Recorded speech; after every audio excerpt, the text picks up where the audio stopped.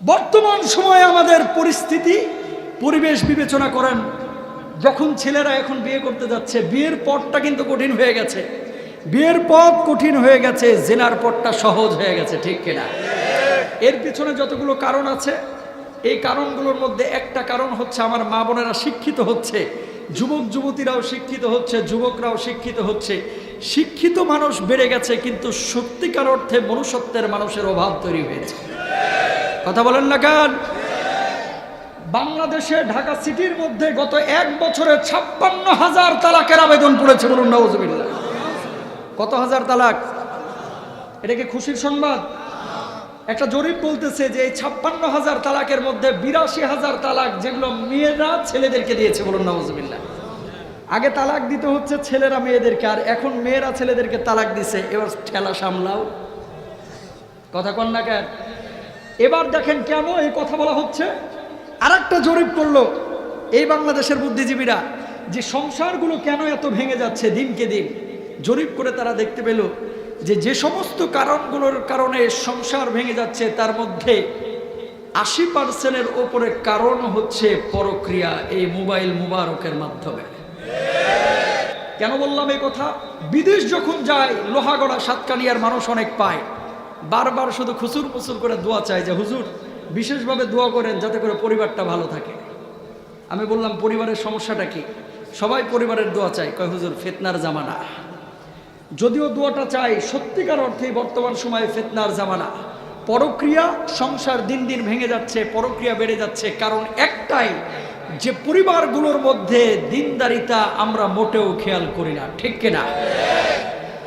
এই জন্য আল্লাহর নবী বিশ্বনবী সাল্লাল্লাহু আলাইহি ওয়াসাল্লাম বলছেন, যুবক মেয়ে যখন বিয়ে করবা, 4 জিনিস দেখে মেয়ে বিয়ে করবা। 1 নাম্বার হচ্ছে তুনকাহুল মারআতুল আরবা'আন লিমালিহা, ওই মেয়ের সম্পদ আছে কিনা। 2 নাম্বার আল্লাহর নবী বললেন ওয়ালি জামালিহা, ওই মেয়ের সৌন্দর্য আছে কিনা। 3 নাম্বার আল্লাহর নবী বললেন ওয়ালি হাসাবিহা, ওই মেয়ের বংশমর্যাদা আছে কিনা নাই। 4 নাম্বার আল্লাহর নবী বললেন ওয়ালি দীনিহা, ওই মেয়ের দিনদারিতা আছে কিনা। যদি এই 4টি গুণ কোনো মেয়ের মধ্যে পাও, চতুর্থ গুণটি যার মধ্যে বেশি পাওয়া যাবে, সেই মেয়েটাকে বিয়ে করে ফেলাও, বলুন সুবহানাল্লাহ। আল্লাহর নবী বিশ্বনবী সাল্লাল্লাহু আলাইহি ওয়াসাল্লাম যুবকদেরকে বলছেন, ইয়া মাশারাশ শাবাব মান ইসতাতা মিনকুমুল বাআ, ও যুবক যারা তোমরা বিয়ের সামর্থ্য রাখো, তারা বিয়ে করে ফেলো, তাদেরকে বিয়ে করিয়ে দাও।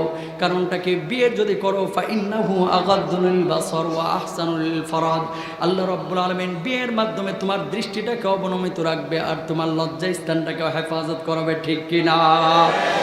বর্তমান সময়ে বিয়ে কিন্তু ছেলে মেয়ের হয় না, বিয়ে হয় ক্যারিয়ারের সঙ্গে, টাকা পয়সার ছেলে মেয়ের না। কথা সত্য না মিথ্যা? বিয়ের আগে জিজ্ঞেস করে জামাই কি করে, একটাবারও জিজ্ঞেস করে না জামাই নামাজ পড়ে কিনা, ঠিক কিনা? বিয়ের আগে জিজ্ঞেস করে জামাই কি করে। আমি চ্যালেঞ্জ করে বললাম, এখানে যতজন মানুষ আছে, প্রত্যেকটা মানুষ যারা বিয়ের সাথে সম্বন্ধ করেছেন, প্রত্যেকটা মানুষ প্রথমে জিজ্ঞেস করে ছেলে দিনদার কিনা, এটা জিজ্ঞেস করে না ছেলে কি করে। ভালো করে একজন হাত তুলে বলতে পারবেন যে হুজুর যখন মেয়ে দেখতে গিয়েছি বা ছেলে দেখতে গিয়েছি, আমি জিজ্ঞেস করেছি যে বাজান তুমি নামাজ পড়ো কিনা? একজনও নাই, হাত দেখান। এই যে সাতকানিয়ার মাটি সাক্ষী, সাতকানিয়ার মানুষগুলো সাক্ষী। শুধু সাতকানিয়া না, পুরো বাংলাদেশের একই চিত্র। এই জন্য বিয়েটা হচ্ছে মূলত ক্যারিয়ারের সঙ্গে টাকার, ক্যারিয়ারের সঙ্গে টাকার যখন বিয়ে হয়, ওই পরিবারের মধ্যে বরকত থাকে না, থাকে না, থাকে না। ঘটকরা মিথ্যা কথা বলে, কয় বাবা সাতকানিয়ার 1 নাম্বার ছেলে, এর মতো ছেলে সাতকানিয়ায় আর নাই। খবর নিয়ে দেখে যে ছেলে 2 ঈদের নামাজ ছাড়া কোনো নামাজই পড়ে না। এ কেমন একের ছেলে? এ তো গাদ্দার। এ কি আল্লাহর নামাজ যিনি না পড়েন তিনি কি গাদ্দার? আল্লাহর প্রতি আস্থা রেখে যিনি কোরআনের জন্য খাদেম হয়, নামাজ কালাম পড়ে, তিনি হচ্ছেন আল্লাহর প্রিয় বান্দা, ঠিক কিনা ভাইরা? এখন মেয়েদেরকে যখন আপনারা দেখতে যাচ্ছেন, দেখতে যাওয়ার পরে শুধু সুন্দরী দেখেই পাগল, সুন্দরী দেখেই পাগল। মেয়ে স্লিম কিনা, দেখতে ওই ভারতের নায়িকাদের মতো কিনা। মেয়েকে বিয়ে করে নিয়ে চলে আসছেন, আসার পরে দেখা যাচ্ছে মেয়েটার পূর্বের গার্লফ্রেন্ড, বয়ফ্রেন্ড, পূর্বের সম্পর্ক করা প্রেমিক, তাদের সাথে আর সম্পর্কটা এখনো ভুলতে পারছে না, বিধায় মিস কল দেয় অথবা কল করে, পরবর্তীতে পরক্রিয়া তৈরি হয়ে যায়। যখন পরক্রিয়া তৈরি হয়ে যায় তখন এই নতুন জামাইরে আর ভাল লাগে না। নতুন জামাই এখন পড়ে গেছে বিপদে, ওই রাকিবের মতো। ও রাকিবকে চিনেন নাকি আপনারা? এখন বললে তো মামলা হবে, মামলা দিলে কিছু করার নাই। সমাজের যেগুলো অসংলগ্ন বিষয় এগুলো বলতেই হবে, ঠিক কিনা? আজকে এই নারী দিবসে যারা এই নারী স্বাধীনতা নিয়ে কাজ করছেন তাদের কাছে একটা বার্তা দিতে চাই, প্রিয় বোনেরা আমার, আপনারা বহুত স্বাধীনতা বাংলার জমিনে পেয়েছেন, প্লিজ এবার থামেন। আপনারা স্বাধীনতার আগে নিজেদেরকে নীতিবান বানান, পরিবারগুলোকে আগে ধর্মীয় পরিবার বানান। কারণ এই পরিবার হচ্ছে সন্তানের জন্য প্রথম ইনস্টিটিউট। একটা পরিবার যখন ঠিক হবে, সাতকানিয়া ঠিক হয়ে যাবে, সমাজ ঠিক হয়ে যাবে, বাংলাদেশ ঠিক হয়ে যাবে। পরিবার ঠিক না হলে গোটা বাংলাদেশ কখনো ঠিক হবে না।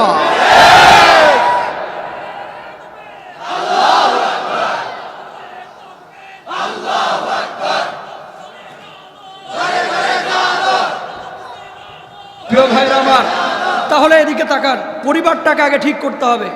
আপনারা টপিক দিয়েছেন বিধায় কিন্তু আমি এই কথাগুলো বলতেছি, না হলে কিন্তু অন্য কথা বলতাম।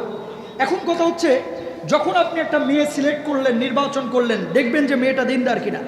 মেয়েটা যখন আপনি দিনদার পেলেন তখন আপনি বিয়ে করে ফেললেন। বিয়ে করার পরে এবার আপনার প্রধান দায়িত্বটা কি? বিয়ে করার পরে প্রধান দায়িত্ব হচ্ছে সেই স্ত্রীকে কতটুকু আপনি ভরণ পোষণ দেবেন। আল্লাহ রাব্বুল আলামিন কি বলছেন এটা খেয়াল করুন। আল্লাহ রাব্বুল আলামিন বলছেন, ওয়া আলাল মাউলুদি লাহু রিজকুহুন্না ওয়া কিসওয়াতুহুন্না বিল মা'রুফ। আল্লাহ রাব্বুল আলামিন বললেন, স্বামীকে, ও স্বামী, আমি আল্লাহ রাব্বুল আলামিন তোমারে বানাইছি, তোমার উপরে স্পেসিফিক আমি দায়িত্ব দিয়ে দিলাম। তোমার স্ত্রী কোথায় খাবে, কোথায় পড়বে, কোথায় থাকবে, এই ভরণ পোষণের টোটাল দায়িত্ব আমি আল্লাহ রাব্বুল আলামিন তোমার উপরে দিয়ে দিলাম। বলুন সুবহানাল্লাহ। বউদের দায়িত্ব আল্লাহ রাব্বুল আলামিন কি দিলেন? ওয়াল ওয়ালিদাতু ইউরদি'না আওলাদাহুন্না হাওলাইনি কামিলাইন।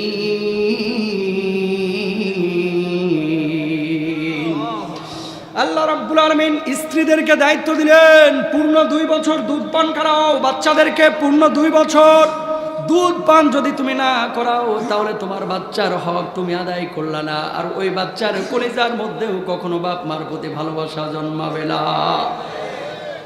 বর্তমান সময় আমার মা বোনেরা অনেকেই কিন্তু বাচ্চাদেরকে দুধ পান করাইতে চায় না, কয় শরীরের শেপ নষ্ট হয়ে যাবে। যারা ব্রেস্ট ফিডিং করায় না বাচ্চাদেরকে, এই বাচ্চারা যখন বড় হবে এই মহিলাদেরকে লাথি মেরে বৃদ্ধাশ্রমে থুয়ে আসবে। বুঝেন নাই কথাটা? একটা বাচ্চাকে মা যখন কোলে নিয়ে আদর করে দুধ পান করায়, ওই বাচ্চাটি মার মুখের দিকে তাকায় থাকে আর মুচকি মুচকি হাসে। মা যখন বাচ্চার কপালে চুমু দেয়, মা যখন কোরআন তেলাওয়াত করে, মা যখন হাদিস পড়ে, মা যখন ওয়াজ মাহফিল শুনে, মা যখন কোরআনের তেলাওয়াত শুনে, ওই বাচ্চার উপরে আল্লাহ রাব্বুল আলামিন রহম করেন, মার উপরেও রহম করেন। আর মা যে দ্বীনি আখলাক শেখানোর জন্য চেষ্টা করছেন এটা খুব সহজেই শিখে যায়। আর কোনো মা যদি সন্তান কোলে যখন নেয়, পেটের মধ্যে যখন সন্তান আসে, কোরআন তেলাওয়াত করে না, নামাজ পড়ে না, সারাক্ষণ ইস্তার জলসা মুবারক নিয়ে বসে থাকে, ওই মার পেটের মধ্য থেকে কখনো আব্দুল কাদের জিলানী বের হবে না। ওটা এদিকে দিয়ে আওয়াজ হবে, ওটা বন্ধ করেন। বন্ধুরা আমার খেয়াল করে দেখুন, মার পেট হচ্ছে এক একটা স্বর্ণের খনি। এই পেট থেকেই কিন্তু আল্লামা মিজানুর রহমান আজহারি বের হয়, এই পেট থেকে মামুনুল হকরা বের হয়, ঠিক কিনা? এই পেট থেকে কোরআনের পাখি বের হয়, ঠিক কিনা ভাইরা আমার? সুতরাং মার পেটকে যতক্ষণ পবিত্র করতে না পারবেন ততক্ষণ পর্যন্ত আপনার সন্তান সৎ সন্তান হবে না। সৎ সন্তান করার জন্য মার পেটকে আগে পবিত্র করতে হবে। আজকে কি হচ্ছে, বাচ্চা কাচ্চাকে আপনি মানুষ করছেন, ফিনল্যান্ডে পাঠাচ্ছেন, হল্যান্ডে পাঠাচ্ছেন, কিন্তু খবর নাই বাচ্চাটা নামাজ পড়ে কিনা। ইংলিশ মিডিয়ামে দিয়ে দিচ্ছেন, কোনো আক্ষেপ নেই, কিন্তু বাচ্চাটাকে প্রথমে আপনি নৈতিকতা শেখান, মক্তবে পাঠান, ইসলামিক যে বেসিক নলেজগুলো আছে এই নলেজগুলো আপনি শিখান। যদি শিখাইতে পারেন ওই বাচ্চাটা বড় হওয়ার পরে কখনো বাপ মাকে ফেলে যাবে না। আজকে হাট্টিমাটিম পড়াচ্ছেন, ইংলিশ মিডিয়ামে পড়াচ্ছেন, কিন্তু বাপ মার জন্য দোয়া করবে এই দোয়াটা পর্যন্ত শিখায় না। মুয়াজ্জিন সাহেবকে রেখে কোনো মতে এক খতম কোরআন পড়ায় দিয়েছে। কয় হুজুর আমার ছেলেটা তো এক খতম কোরআন পড়ে ফেলছে। আরে বাবারে বাবা, এখন মিজানুর রহমান আজহারির চেয়ে এটা বড় আলেম। বুঝেন নাই কথা? মানে এক খতম কোরআন পড়ানোর পরে বাপরে বাপ জানে বাচ্ছি অনেক পড়ায় ফেলছি। দেখেন ছোট্ট একটা উদাহরণ দিই, ইংলিশ মিডিয়াম হোক বাংলা মিডিয়াম হোক, ফিজিক্স কেমিস্ট্রি বায়োলজি আপনারা নাম শুনছেন না?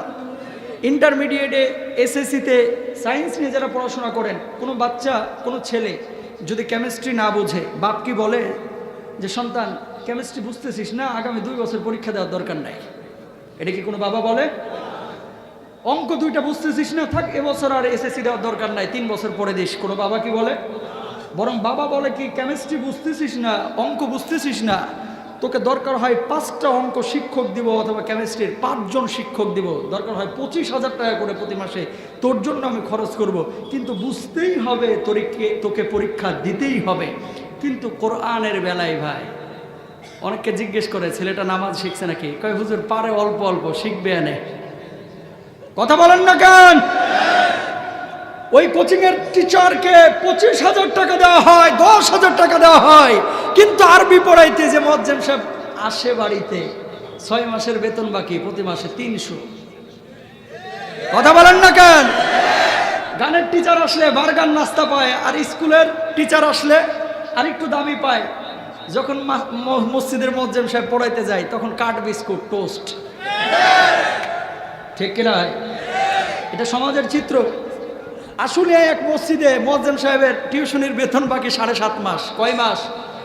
আমি কই হুজুর, আমারও বলতেছে হুজুর কি বলবো, আপনার সাথে তো লোকটা এসে মুসাফা করে, এরে সালাম দিলেই সালামের জবাবটাও ঠিক মতো নেয় না, টাকা চাবো কখন? টাকা চাওয়ার তো কোনো কায়দা নাই। কারণটা কি?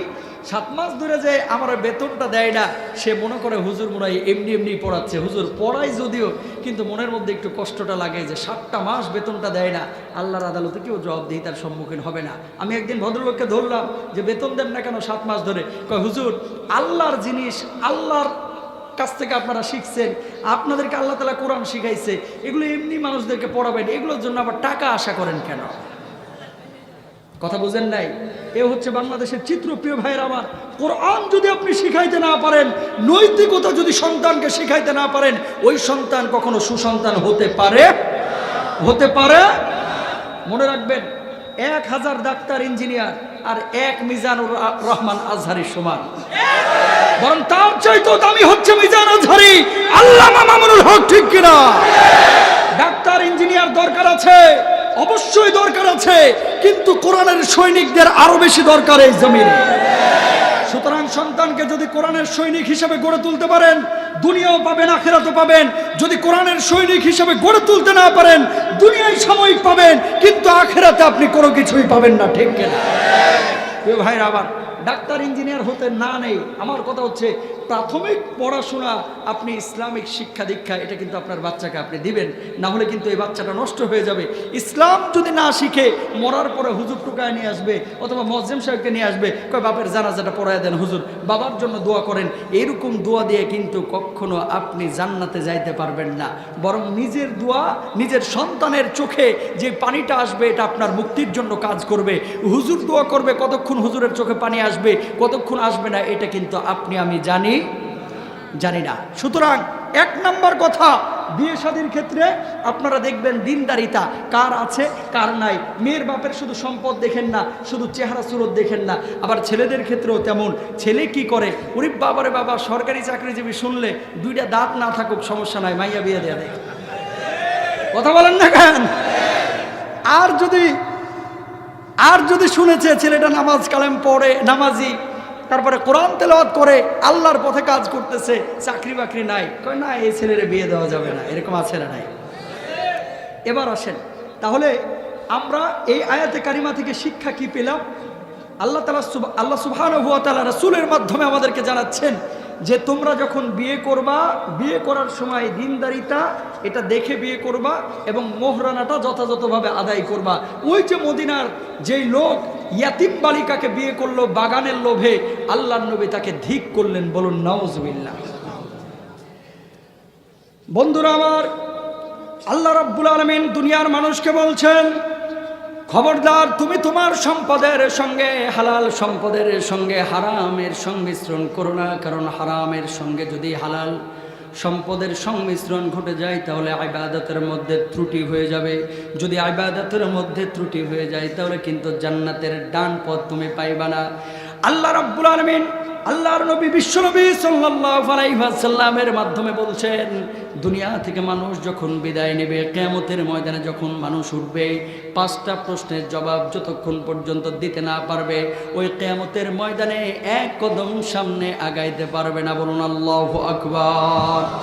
1 নম্বর আন মালিক, 1 নম্বর আন উমরিহি ফিমা আফনা।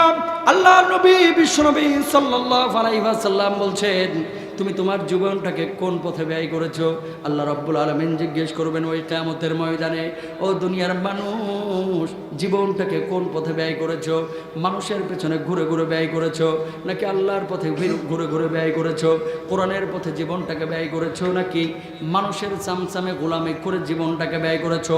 হালাল পথে জীবন ব্যয় করেছো নাকি হারাম পথে জীবন ব্যয় করেছো?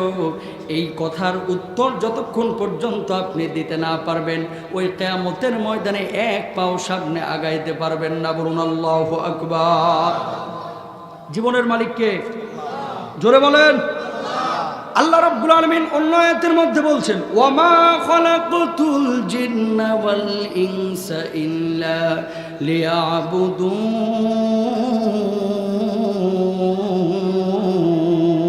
আল্লাহু আকবার। মানুষ আর জিনকে সৃষ্টি করেছেন আল্লাহর ইবাদতের জন্য, সুতরাং ইবাদত করতে হবে।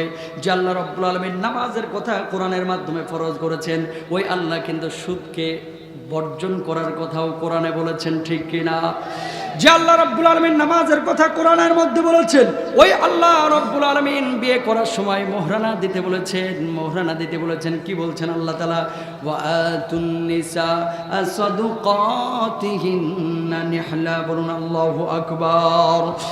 যখন তুমি মেয়েদেরকে বিয়ে করবা, মোহরানা দিয়ে মেয়ে বিয়ে করে নিয়ে আসবা। যদি মোহরানা দাও, তুমি না দাও, তাহলে তোমার বিয়েটা অপূর্ণ থেকে যাবে। আল্লাহর নবী বিশ্বনবী বলছেন, কেউ যদি বিয়ে করে আর বিয়ের সময় মোহরানা আদায় না করে, ওই বিয়েটা অসম্পূর্ণ হবে এবং অসম্পূর্ণ শারীরিক মিলন, স্বামী স্ত্রীর যে একান্ত সম্পর্ক ঘটবে, এই সম্পর্কগুলো হয়ে যাবে অবৈধ সম্পর্ক। বলুন নাউজুবিল্লাহ। কিন্তু বর্তমান সময়ে মানুষ মোহরানা আদায় করে না, যৌতুক দাবি করে। যৌতুককে আপনাদের দিকে দাবি করে না? আল্লাহ রাব্বুল আলামিন বললেন, তোমরা মোহরানা দিয়ে বউ নিয়ে আসো, আর আমরা উল্টাটা আমল করলাম, যৌতুক চাওয়া শুরু করলাম। মোহরানা দেখবেন এখনকার যে সিস্টেমে মোহরানা আদায় করা হয়, মেয়ে আর ছেলে কিন্তু মোহরানা এটা নির্ধারণ করে না। মোহরানাটা নির্ধারণ করে মেয়ের বাবা অথবা ঘটক অথবা আত্মীয় স্বজন। ছেলে চাকরি করে লাইফ ইন্স্যুরেন্সে, ধরেন বেতন পায় 15,000 টাকা, অথচ ওই চট্টগ্রাম অঞ্চলে বিশেষ করে কক্সবাজার বেল্টে মোহরানা ধরে রাখে 25 লাখ। কথা বলেন না কেন? 15 লক্ষ টাকা, 10 লক্ষ টাকা মোহরানা, তারপর আদায় করতে পারে না। রাত্রিবেলায় বাসর রাতে বউর পা ধরে মাপ চায় যে, শোনা, তোমার টাকা তো আমারই টাকা, মাফ করে দাও না। আছে না নাই? বউয়ের পা ধরে যদি এরকম কেউ মাফ চায়, আর বউ যদি তাৎক্ষণিকভাবে আবেগের বশবর্তী হয়ে বলে, যাও মাফ করে দিলাম, 3 দিন পরে একটু রাগারাগি হয়েছে, কয় তোরে বিয়ে করে আমি পাইলাম না, কিছুই তো পাইলাম না, ঠিক কিনা? পুরো ঢাকা থেকে এক মহিলা কয়েকদিন আগে ফোন দিচ্ছে, কয় হুজুর একটা প্রশ্ন আছে, জরুরি প্রশ্ন, আপনি তো আর টিভিতে লাইভ করেন, আজকে এই প্রশ্নটা জবাব দিতে হবে। আমি বললাম, কি প্রশ্ন? কি প্রশ্ন? বলতেছে, হুজুর আমার উনি, আমার হেতে, আমার সাহেবে। কি হয়েছে?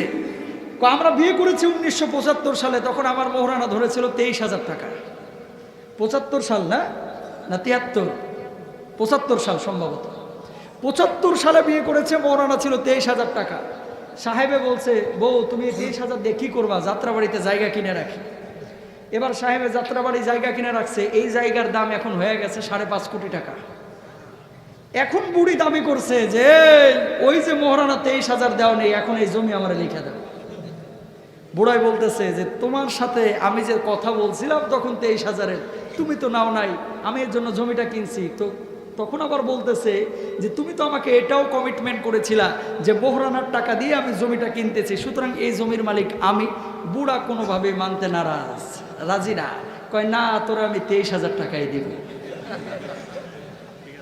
কয় হুজুর তাহলে যে আমার বাচ্চা কাচ্চা হয়েছে এগুলো তো মানুষের সামনে শরমে কোয়া যায় না, 4টা বাচ্চা কাচ্চা, এগুলোর কি হবে? আমি তো বুড়ারে মাফ করুম না। আমি কই মুরব্বী মানুষ, আর কয়দিনই বাঁচবেন, মাফ করে দেন, না হলে তো আল্লাহর আদালতে দাঁড়াইতে হবে। কয় না হুজুর, মোহরানার টাকা চাই, আল্লাহর আদালতের পরের কথা পরে দেখা যাবে। আমি কই আখিরাত পাইবেন না, এরকম হইলে উনিও পাবেন না, আপনারও নষ্ট হবে। কারণ স্বামী সে যদি আপনার উপর আবার অসন্তুষ্ট থাকে, এখানেও তো বিপদ। কথা বলেন না? তখন বলতেছে হুজুর না, আমার মোহরানাই লাগবে। বর্তমান সময়ে গোটা বাংলাদেশের একই চিত্র, মানুষ মোহরানা আদায় করতে চায় না, কিন্তু যৌতুকটা আবার আধুনিক কিছু পরিভাষা ব্যবহার করে, কৌশল অবলম্বন করে ঠিকই আদায় করে নেয়। বুঝেন নাই কথা? ঘটকের মাধ্যমে চায় বাংলাদেশের খেলা হবে, ওই তামিম ইকবালের খেলা দেখার জন্য একটা টেলিভিশন লাগবে না? আত্মীয় স্বজন বন্ধু বান্ধব আসবে, বসার জন্য একটা সোফা লাগবে না? আরে ঘরটা সেজে বসবে শুবে, এটার জন্য একটা খাট লাগবে না? একটা এসি, গরমের মধ্যে প্রচণ্ড গরম, টেম্পারেচার বেড়ে গেছে, একটা এসি লাগবে না? এইভাবে যারা যৌতুক দাবি করে বিভিন্ন কৌশলে জবরদস্তিমূলকভাবে বিশ্বাস করেন, এরা সমাজের মধ্যে এক একটা বড় বড় জালেম। কথা বলেন ঠিক কিনা? কারণটা কি? যৌতুক নিয়ে যদি তোমার বিয়ে করতে হয়, তোমার বিয়ে করার দরকার নাই। তুমি পুরুষ না, তুমি সমাজের একটা বড় হিজড়া। কোরআন কি বলতেছে? কোরআন কি বলতেছে খেয়াল করুন। আল্লাহ রাব্বুল আলামিন বলছেন, ওয়ালিয়াস্তাফিফিল্লাযীনা লা ইয়াজিদুনা নিকাহান হাত্তা ইউগনিয়াহুমুল্লাহু মিন ফাদলি। আল্লাহু আকবার। আল্লাহ রাব্বুল আলামিন বললেন, তোমার যদি সামর্থ্য না থাকে বিয়ে করার মতো, আল্লাহর অনুগ্রহ তালাশ করো, যতক্ষণ পর্যন্ত আল্লাহ রাব্বুল আলামিন তোমার উপরে দয়া করে আর্থিকভাবে তোমার সচ্ছল না বানাইবে, ততক্ষণ পর্যন্ত তুমি বিয়ার সিদ্ধান্ত নিও না। বলুন আল্লাহু আকবার। সুতরাং বন্ধুরা আমার, যৌতুক আশা করা যাবে না। মোহরানা আল্লাহ নবী বিশ্বনবী সাল্লাল্লাহু আলাইহি ওয়াসাল্লাম খাদিজাতুল কুবরা রাদিয়াল্লাহু তাআলা আনহাকে 500 দিরহাম দিয়েছেন। আপনারা 500 দিরহামের সমপরিমাণ টাকা দিয়ে দেন। মোহরে ফাতিমাতুজ জহরা রাদিয়াল্লাহু তাআলা আনহার জন্য যে পরিমাণ মোহরানা ছিল, বাংলা টাকায় যদি পরিবর্তন করেন, এই টাকাটার মূল্য আসে 1,55,000 থেকে 1,65,000 টাকা। এই 1,55,000 থেকে 1,65,000 টাকা যদি মোহরানা নির্ধারণ করেন, খুব সহজেই কিন্তু অনেক যুবক নগদে আদায় করে ফেলতে পারে। ঠিক কিনা ভাইরা আমার? এই জন্য মোহরানা যত সহজ হয়ে যাবে, বিয়ের পথটা তত সহজ হয়ে যাবে।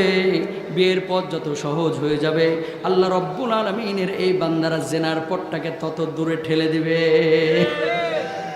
এখন বিয়েটা হচ্ছে সমাজের মধ্যে ভাই একেবারে ইসলামের বহির্ভূত। প্রত্যেকটি বিয়ের মধ্যে দেখা যাচ্ছে গায়ে হলুদের অনুষ্ঠান, ব্যান্ড পার্টি আসতেছে, ডিজে গান হচ্ছে, সারাদিন নাচানাচির পরে আপনি যদি এরকম একটা বরকতপূর্ণ কাজ শুরু করেন, সারা রাত নাচানাচির পরে ওই কাজের মধ্যে বরকত আসবে? আসবে? ছোট্ট একটা উদাহরণ দিই। ফজরের নামাজ আপনি পড়তে যাচ্ছেন, ঘুম থেকে উঠার পরে বলতেছেন, হুজুর আমার শরীরটা ভালো লাগতেছে না, একটু গান শুনে শরীরটাকে চাঙ্গা করে নিই।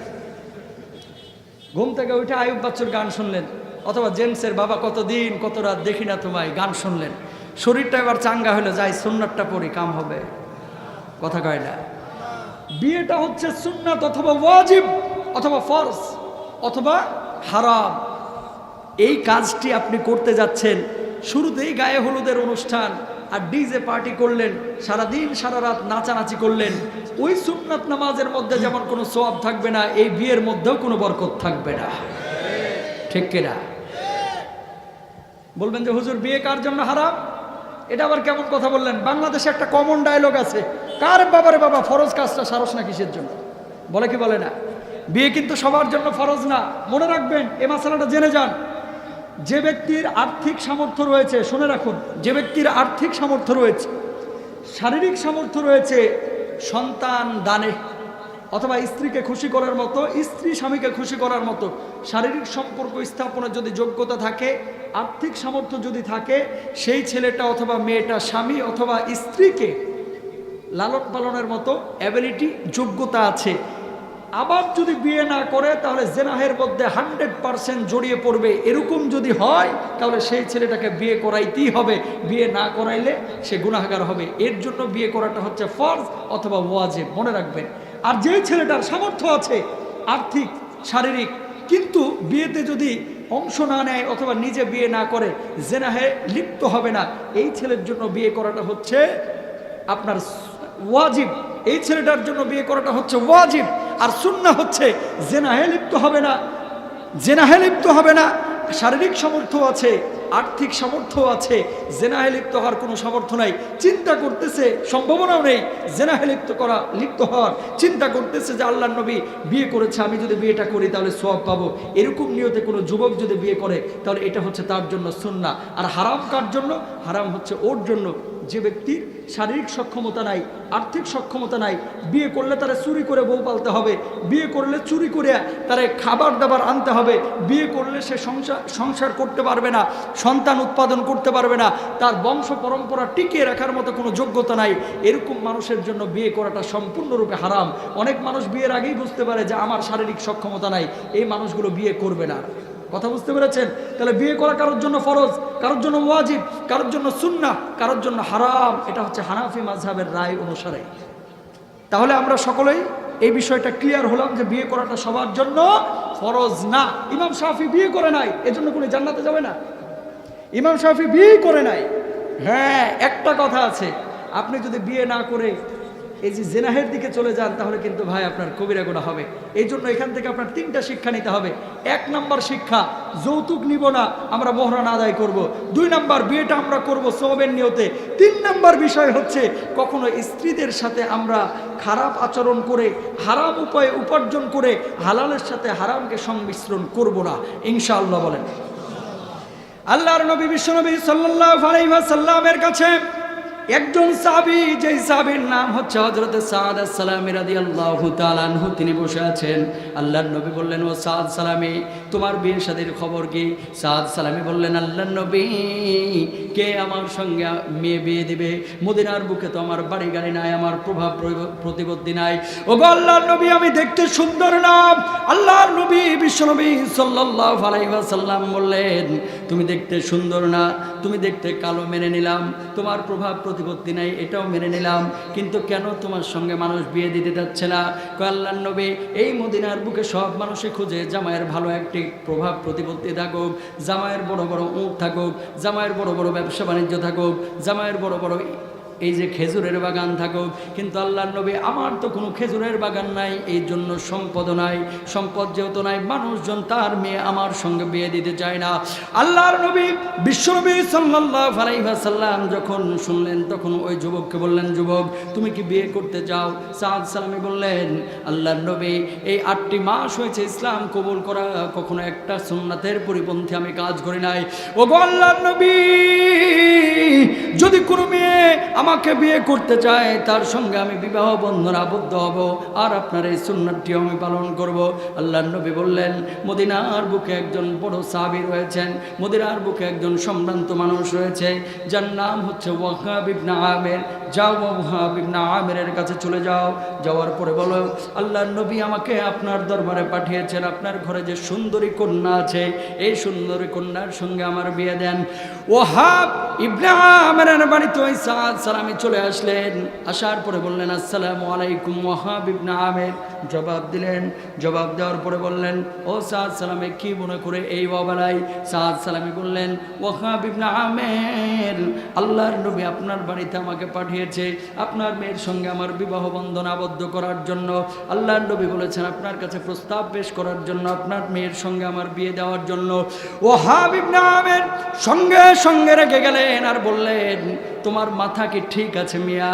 তোমার মদিনার বুকে কোনো প্রভাব প্রতিপত্তি নাই, খেজুরের বাগান নাই, মদিনার বুকে তোমার কোনো টাকা পয়সা নাই, মদিনার বুকে তোমার কোনো BMW উটও নাই, কেমনে তুমি আমার মেয়েকে বিয়ে করবা? বলুন আল্লাহু আকবার। তার মানে এটা বাংলাদেশের চিত্র। এখন যেমন আল্লাহর নবীর জামানায় মদিনার যারা বড় বড় ধনী মানুষ ছিলেন, তারাও কিন্তু এরকম জামাই খুঁজতেন, পয়সাওয়ালা। যখন ওয়াহাব ইবনে আমিরকে বললেন, ওয়াহাব ইবনে আমির, আল্লাহর নবী আমারে পাঠাইছেন বিধায় আমি এসেছি, আপনি আপনার মেয়ের সঙ্গে আমার বিয়ে দিবেন কি দিবেন না সেটা বলেন। ওয়াহাব ইবনে আমির বললেন, সাদ সালামী, আমার সামনে থেকে তুমি দূরে সরে যাও, যদি আমার সামনে থেকে দূরে সরে না যাও তাহলে আমি কিন্তু আঘাত করতে বাধ্য হব। বলুন নাউজুবিল্লাহ। সাদ সালামি ওয়াহাব ইবনে আমিরের সামনে থেকে বের হয়ে দূরে চলে গেলেন। সঙ্গে সঙ্গে মেয়ে ঘরের মধ্য থেকে দৌড়ে এসে বললেন, আব্বা আপনি এমন মেহমানকে দূর দূর করে তাড়িয়ে দিলেন, এ তো সাধারণ কোনো মেহমান নন, জেনে তো কোনো মেহমান নন, তিনি হচ্ছেন আল্লাহর নবীর প্রেরিত একজন মেহমান। আমি ওই সাদ সালামিকে চিনি না, কালো সাদকেও চিনি না, বাগান আছে না নাই সেটাও আমি দেখতে যাই না। ওগো আল্লাহর নবী, ওগো আব্বু, আল্লাহর নবী যে মেহমানকে পাঠিয়েছেন, যে জামাই নির্বাচন করে পাঠিয়েছেন, যে বালককে পাঠিয়েছেন, যে যুবককে পাঠিয়েছেন, আমি আল্লাহর নবীর এই আদেশ পালনার্থে ব্যক্তিকে চিনি না। আল্লাহর নবীকে ভালোবেসে সেই যুবককে বিয়ে করতে চাই। বলুন আল্লাহু আকবার। আরো জোরে বলুন আল্লাহু আকবার। ওয়াহাব ইবনে আমির বললেন, মা ওই সাদ সালামিকে তুই যে বিয়ে করতে চাচ্ছিস, তুই কি জানিস ওই সাদ সালামের যে মদিনার বুকে কিছু নাই, তোরা তো এরকম পরিবেশে সে রাখতে পারবে না। ওই মেয়ে বললেন, আব্বা আল্লাহর নবী যেহেতু বলেছেন আমার কোনো সমস্যা নাই, আপনি বিয়ের আয়োজন করেন। ওয়াহাব ইবনে আমির এবার দৌড়ে আল্লাহর নবীর দরবারে চলে গেছেন। মসজিদে নববীর কোণাতে আল্লাহর নবী বসে আছেন। যাওয়ার পরে বললেন, আল্লাহর নবী আসসালামু আলাইকুম। আল্লাহর নবী সালামের জবাব দিলেন। যাওয়ার পরে ওয়াহাব ইবনে আমির আল্লাহর নবীর কাছে গিয়ে বসে বললেন, ওগো আল্লাহর নবী, জীবনে একটি বড় ভুল করে ফেলেছি, আজকে বড় ভুল করেছি। আপনি যে সাদ সালামিরে পাঠিয়েছিলেন আমার মেয়েকে বিয়ে করার জন্য, আমি ভুল করেছি, ওগো আল্লাহর নবী আমারে মাফ করে দিন। আমি দূর দূর করে সাদ সালামিরে না বুঝে আমি তাড়িয়ে দিয়েছি। বলুন নাউজুবিল্লাহ। আল্লাহর নবী বললেন, ওয়াহাব ইবনে আমির, তুমি কি এখন তোমার মেয়ের সঙ্গে ওই সাদ সালামের বিয়ে দিতে চাও? আল্লাহর নবী যখন এই কথা জিজ্ঞেস করলেন, ওয়াহাব ইবনে আমির তখন বললেন, আল্লাহর নবী হ্যাঁ, আমার মেয়ের সঙ্গে সাদ সালামের বিয়ে দিতে চাই। এবার আল্লাহর নবী সাদ সালামের ডেকে পাঠালেন। সাদ সালামী আসলেন। আল্লাহর নবী বললেন, ও সাদ সালামী, তোমার সঙ্গে ওয়াহাব ইবনে আমিরের বিয়ে, ওয়াহাব ইবনে আমিরের মেয়ের বিয়ে এখনই হবে, তুমি প্রস্তুতি নাও।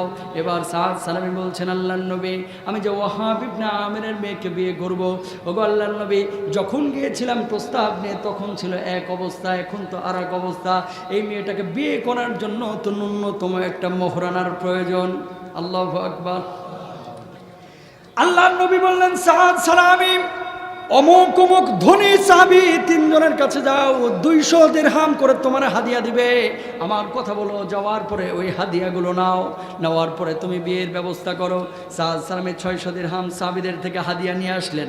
নিয়ে আসার পরে এবার আল্লাহর নবী বললেন, যাও ও সাদ, বিয়ের ব্যবস্থা করো, বিয়ে করে ফেলো। সাদ সালামী বললেন, আল্লাহর নবী, বিয়ের যেহেতু আপনি আদেশ করেছেন আমি এক্ষুনি বিয়ে করব, কিন্তু তার আগে একটু কেনাকাটা করে আসি। উনি চলে গেলেন মদিনার বাজারে কেনাকাটা করার জন্য। একটা একটা করে দোকানে ঢুকছেন আর কেনাকাটা করছেন। কেনাকাটার মাঝখানে হঠাৎ আওয়াজ পাচ্ছেন, আল জিহাদ ফি সাবিলিল্লাহ, আল্লাহু আকবার। ওই সাদ সালামী চিন্তা করলেন, এখন যদি বিয়ের জামা কাপড় ক্রয় করে আমি মদিনার বুকে ফিরে যাই, যাওয়ার পরে আমি যদি বিয়ে শাদী করে ফেলি, বিয়ে শাদী করার পরে আজকে রাত্রে আমার বাসর হবে, স্ত্রীর সঙ্গে আমার মোলাকাত হবে, রাত্রিটায় আনন্দ ফুর্তি করা যাবে। এই বিয়ের বাসর রাত আমি যদি বর্জন করে জিহাদের ময়দানে চলে যাই আর ওখানে যদি শাহাদাতের অমীয় সুদা পান করি, তাহলে আজকের রাতটা দুনিয়াবি কোনো মেয়ের সঙ্গে বাসর নয়, আল্লাহ রব্বুল আলামিনের জান্নাতি হুরদের সঙ্গে আমার বাসর হবে। আর আসতে বলেন আল্লাহু আকবার। আল্লাহর নবীর ওই সাহাবী সাদ সালামী প্রত্যেকটা দোকানে গেলেন, জামা কাপড় ঘুরিয়ে দিলেন। দেওয়ার পরে বললেন, ভাই, যে জামা কাপড় বিয়ের জন্য আমি কিনেছিলাম, আমি সমস্যার মধ্যে পড়ে গেছি, ওই জামা কাপড়গুলো ঘুরে আনাও, আমার টাকা ব্যাগ দাও। উনি টাকা ব্যাগ নিলেন।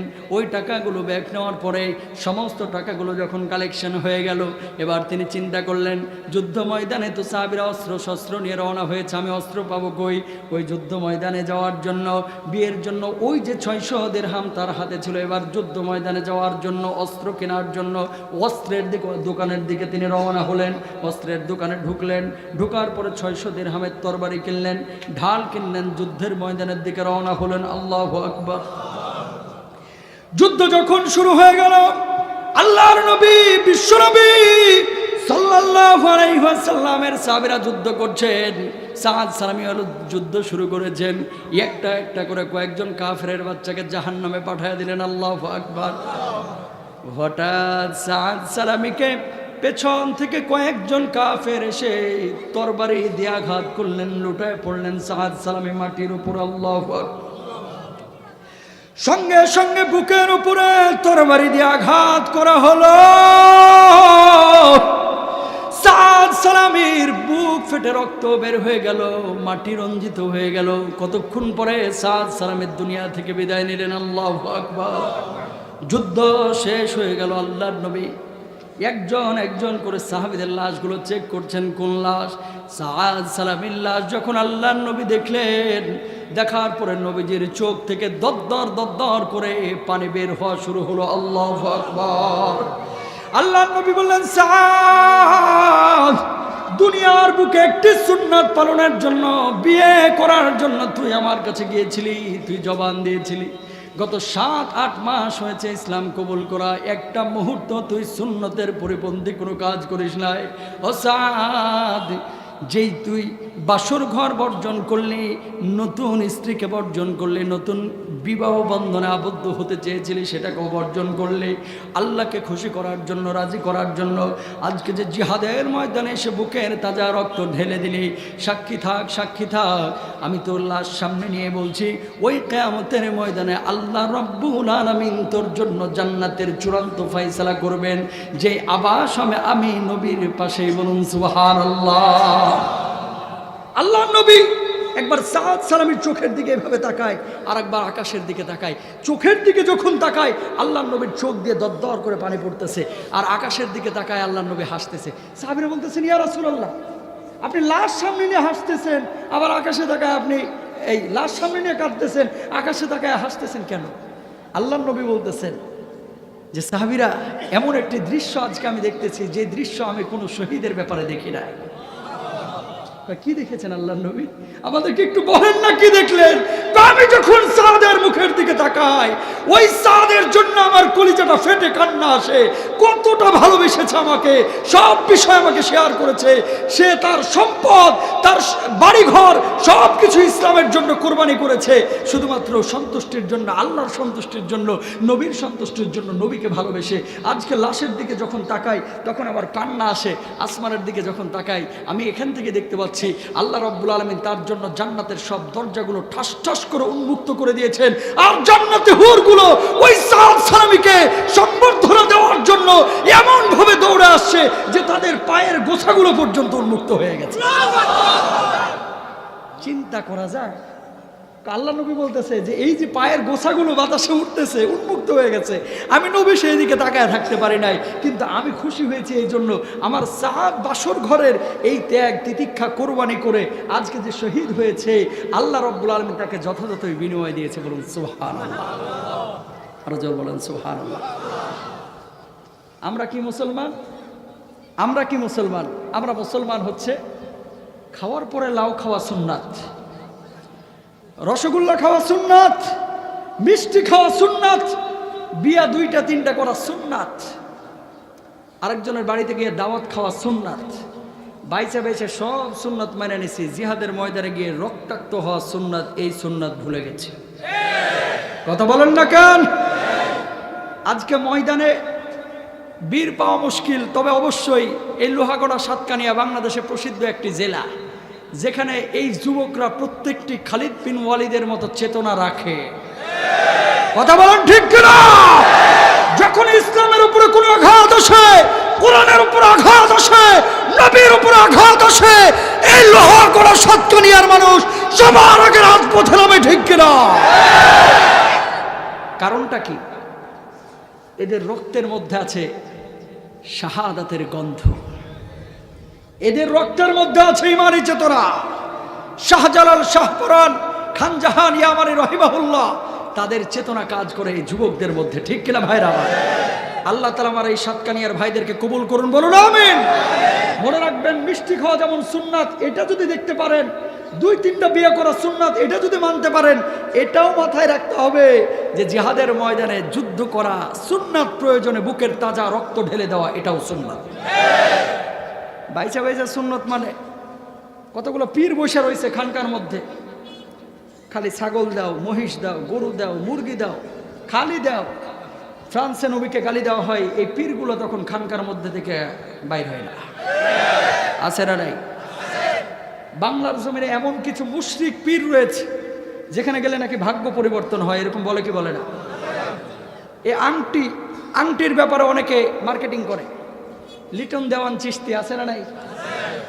আবার কতগুলো বন্ড আছে দেখবেন বাসের চিপাই চাপাই পোস্টারিং করে, স্বামী স্ত্রীর অমিল, আপনি কি অবাধ্যকে বাধ্য করতে যাচ্ছেন? বারবার লটারিতে বাধাগ্রস্ত হচ্ছেন, আপনি বিপিএল আইপিএল এ বিশেষ চালান দিতে চাচ্ছেন, বিদেশ যেতে বাধাগ্রস্ত, আপনি কি মনের মানুষকে কাছে টানতে চাচ্ছেন? আর দেরি নয়, আজই চলে আসুন গুরু বাবার কাছে। আছে না নাই? টাটকা বাটপার, কথা বলেন ঠিক কিনা? বাংলার জমিন থেকে এই ভণ্ডদের আখড়াগুলোকে ভেঙে চুরমার করে দিতে হবে।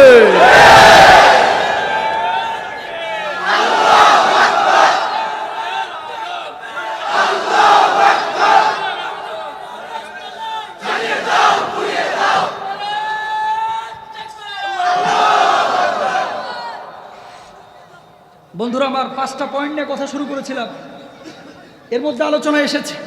1 নম্বর, আপনার জীবন কোন পথে ব্যয় করেছেন এই হিসাব আপনারা দিতে হবে। এইদিকে তাকান। 1 নম্বর হিসাব কি? আপনার জীবনটারে কোন পথে ব্যয় করেছেন। আপনি আওয়ামী লীগ করেন, কোনো দোষ নাই, বিএনপি করেন, জাতীয় পার্টি করেন, ইসলামী আন্দোলন করেন, কোরআনের কর্মী হন, কোনো সমস্যা নাই। কোরআনের পক্ষে যে আছে আমরা তার পক্ষে। কথা কি ক্লিয়ার নাকি ভেজাল আছে? যে কোরআনের পক্ষে আমরা তার, কোরআনের বিপক্ষে যে অবস্থান নিবে আমরা তার পক্ষে নয়, ঠিক না?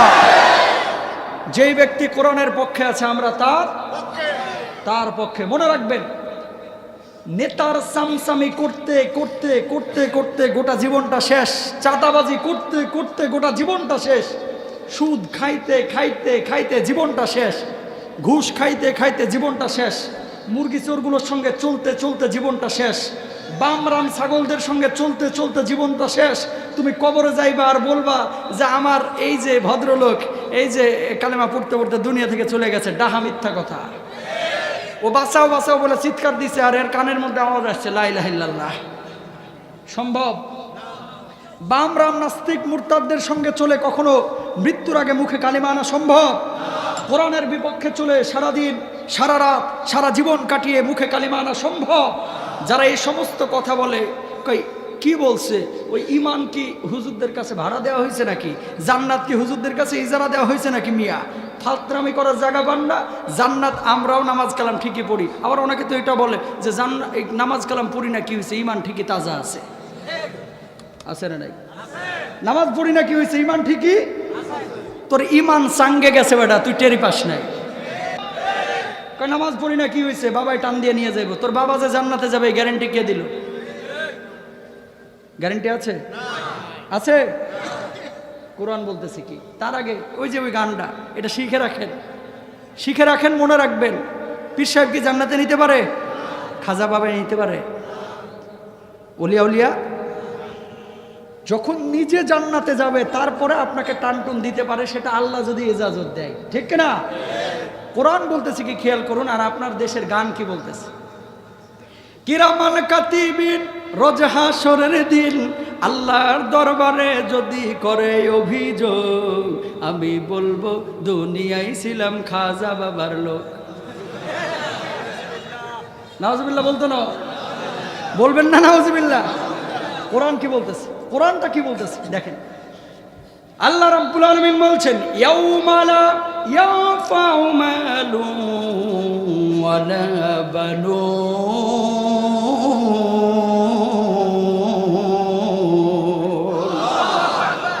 না রে ভাই, কেউ কারো কোনো উপকার আসবে না। বাবা সন্তানের কোনো উপকার আসবে না, সন্তান বাবার কোনো উপকার আসবে না, দাদা নাতির কোনো উপকার আসবে না, কেউ কারো উপকার আসবে না। ওই কিয়ামতের ময়দানে আপনারা যে টান দিবে, যে উপকার আসবে সেটা হচ্ছে আপনার আমল। এই আমল ছাড়া অন্য কোনো কিছুই আপনার কাজে আসবে না। খাজা বাবা যে আপনারা টান দিয়া জান্নাতে নিবে, ওই খাজা বাবা জান্নাতে গিয়েছে, প্রমাণটা কি? বুঝে নাই? খাজা বাবা যে জান্নাতে যাবে, ওই খাজা বাবা যে আপনারা জান্নাতে নিবে, উনি যে জান্নাতে গেছে এর গ্যারান্টিটা কি? গ্যারান্টি আছে না। আমি ভয় পাই, আল্লাহ রাসূলের সেই হাদিসটাকে খুব মনোযোগ দিয়ে শুনেন। আল্লাহ রাসূল বলেছেন পৃথিবীর বুকে সবচাইতে আমি বেশি ভয়, আল্লাহ নবী বলছেন পৃথিবীর বুকে সবচাইতে বেশি ভয় পাই আমি বিভ্রান্ত আলেমদেরকে। কথা বুঝে নাই? এই পৃথিবীর বুকে পারমাণবিক বোমা কিন্তু পৃথিবীর জন্য হুমকি না। পারমাণবিক বোমা বর্তমানে যে পরিমাণ আছে সারা পৃথিবীতে, গোটা পৃথিবীকে 16 বার ধ্বংস করা যাবে। নাউজুবিল্লাহ বলেন। কতবার? 16 বার। এর চাইতেও মারাত্মক হচ্ছে বিভ্রান্ত আলেম। কারা? যারা পৃথিবীকে শুধু ধ্বংস করে না, বরং মানুষের ঈমানকেও ধ্বংস করে। আমি আজকে অনেক মিডিয়া আছে, মিডিয়ার মাধ্যমে তাহেরি সাহেবকে দু একটি কথা বলতে চাই আপনাদের মাধ্যমে, কারণ আপনারাও কিন্তু এর গান বা ওয়াজের অনেকেই ভক্ত। আপনারা ভক্ত হতে পারেন অনেকে, আপনাদের কাছে মাপ চেয়ে নিচ্ছি, কিন্তু কথা ক্লিয়ার কাট। আল্লাহর নবী বলেছেন এই পৃথিবীর বুকে বিভ্রান্ত আলেম তারা, যারা কোরআনের মধ্যে নাই, হাদিসের মধ্যে নাই, আজগবি বানায় বানায় মানুষকে আজে বাজে কথা বলে। আল্লাহর ধন নবীরে দিয়ে আল্লাহ গায়েব হয়ে গেছে। তাহেরি সাহেব বলছে যে 26 বছর আগে একজন নাকি লেখছে, তারে মুশরিক বলিন না কে, আমারা বলিস কে? তাহেরি সাহেব আপনারা বলতে চাই যে ওই যে লিখে গেছে তার ফলোয়ার কয়জন, আপনার ফলোয়ার কয়জন? আপনারা তো কিছু মানুষ ভালো মনে করে হোক আর খারাপ মনে করে হোক, কিছু মানুষ তো শুনে। আবার নিজে আজকে একটা লেকচারের মধ্যে বলছে যে আরে আমার গান এখন তো বিয়ে বাড়িতেও চলতেছে, আমার গান এটা তো এখন হিন্দুদের পূজাতেও চলে। নাউজুবিল্লাহ কোন? তো আমার গান এখন পিকনিকের বাসে না চললে নাকি পিকনিক জমে না। আমি তাহেরি, এটা তো আমি পৌঁছাইছি, আর তো কেউ পারে নাই। এখানে ক্রেডিটের কিছু আছে? সিনেমা তো হিরো আলমও বানায়, আমার কথা কয় না? করোনার মধ্যে কেউ সিনেমা রিলিজ করতে সাহস পায় নাই, একমাত্র প্রযোজক অভিনেতা হিরো আলম। এখন যদি বলে হিরো আলম, ওই হিরো আলমে একই অবস্থা। কয় আরে বড় হতে হলে সমালোচনা করবে, যত সমালোচনা তত হিট, তত ভাইরাল। আসলে এগুলো হচ্ছে বেহায়া, লজ্জা শরম না। এটা মিজানুর রহমান আজহারীর সম্মান, মামুনুল হকের সম্মান আর তাহেরি হিরো আলমের সম্মান এক না। খুশি? কয় 11 জন না 18 জনের নামে লিস্ট করছে, মামলা করবে। তুমি যদি 18 জনের নামে মামলা করো, তোমার নামে মামলা হবে 18,000। কারণটা কি? যত যা করছো তুমি বাংলাদেশে, ইসলামটাকে একটা তামাশার পাত্র বানায় ফেলছে। কালকে দেখতেছি জিকিরের মধ্যে এই যে কি বলতেছে, কি যেন বলতেছে সে, আর এইভাবে টাকা ঢালতেছে মাথার উপরে। আমার নবী কখনো এইভাবে জিকির করছে? আল্লাহ নবী জিকির করতেছে, সাহাবীরা করতেছে, আর পাশ থেকে আয়েশা, ওমর রাদিয়াল্লাহু তাআলা আনহু। ওসমানের তো বড় বড় বান্ডিল ছিল কিন্তু টাকার। ওসমান রাদিয়াল্লাহু তাআলা অনেক ধনী না, তো দিনার দিরহাম তো তখনও ছিল। আল্লাহ নবী জিকির করছে আর ওসমানকে এইভাবে ঢালছে? নাউজুবিল্লাহ কোন? তো আপনি যেগুলো করেন, এই যে এগুলো কি ভালো? ইসলামটা এটা অনেকে তামাশা করে এগুলো নিয়ে, কয় দেখ হুজুররা কি করতেছে। কিন্তু মোট কথা বিভ্রান্ত আলেম বলতে আল্লাহ রাসূল কাদেরকে বুঝিয়েছেন? ও যে ভুল করতেছে এই ভুলটা সে নিজেও জানে না, কিন্তু আমি মনে করছি সে কিন্তু বড় আলেম, জাদ্রেল আলেম, এটা মনে করছি। সত্যিকার অর্থে ইমানটাকে চুরি করে নিচ্ছে। আল্লাহর দোহাই লাগে তাহেরি সাহেব, আপনি এগুলো বন্ধ করেন, কোরআন হাদিসের কথা বলেন। এসব নাচানাচি, ফাতরামি, জিকির আজকার, ডিজে পার্টি হচ্ছে, বিয়ে আপনার গান ছাড়া হয় না, এটা ক্রেডিট না, এটা ডিসক্রেডিট। হিরো আলম যেমন করোনার মধ্যে সিনেমা মুক্তি পেয়ে নিজেকে অনেক বড় মনে করতেছে, আসলে হিরো আলমকেও তো রাস্তায় অনেক মানুষ চিনে। হিরো আলমকে চিনা আর যারা বাংলাদেশের সম্পদ, ওই সম্পদগুলোকে চিনা, দুইটা কিন্তু দুই জিনিস। আপনি মনে করেন না মানুষ বেশি চিনলে আপনি ফেমাস অথবা আপনি বড় দিনের দায়। প্রিয় ভাইরা আমার, এই তাহেরি সাহেবের মতো অনেক মানুষ রয়েছে, আপনি যে কোনো কথা শোনার আগে দেখবেন এর মধ্যে শিরকের গন্ধ আছে কিনা নাই। যখনই বলবে বাবা মাফ করে দিবে, খাজায় টানিয়ে নেবে, আজমির শরীফে গেলে খালি হাতে ফেরা যাবে না, কবরে কোনো কিছু চাওয়া যাবে, মনে করবেন ওই বক্তা মুশরিক।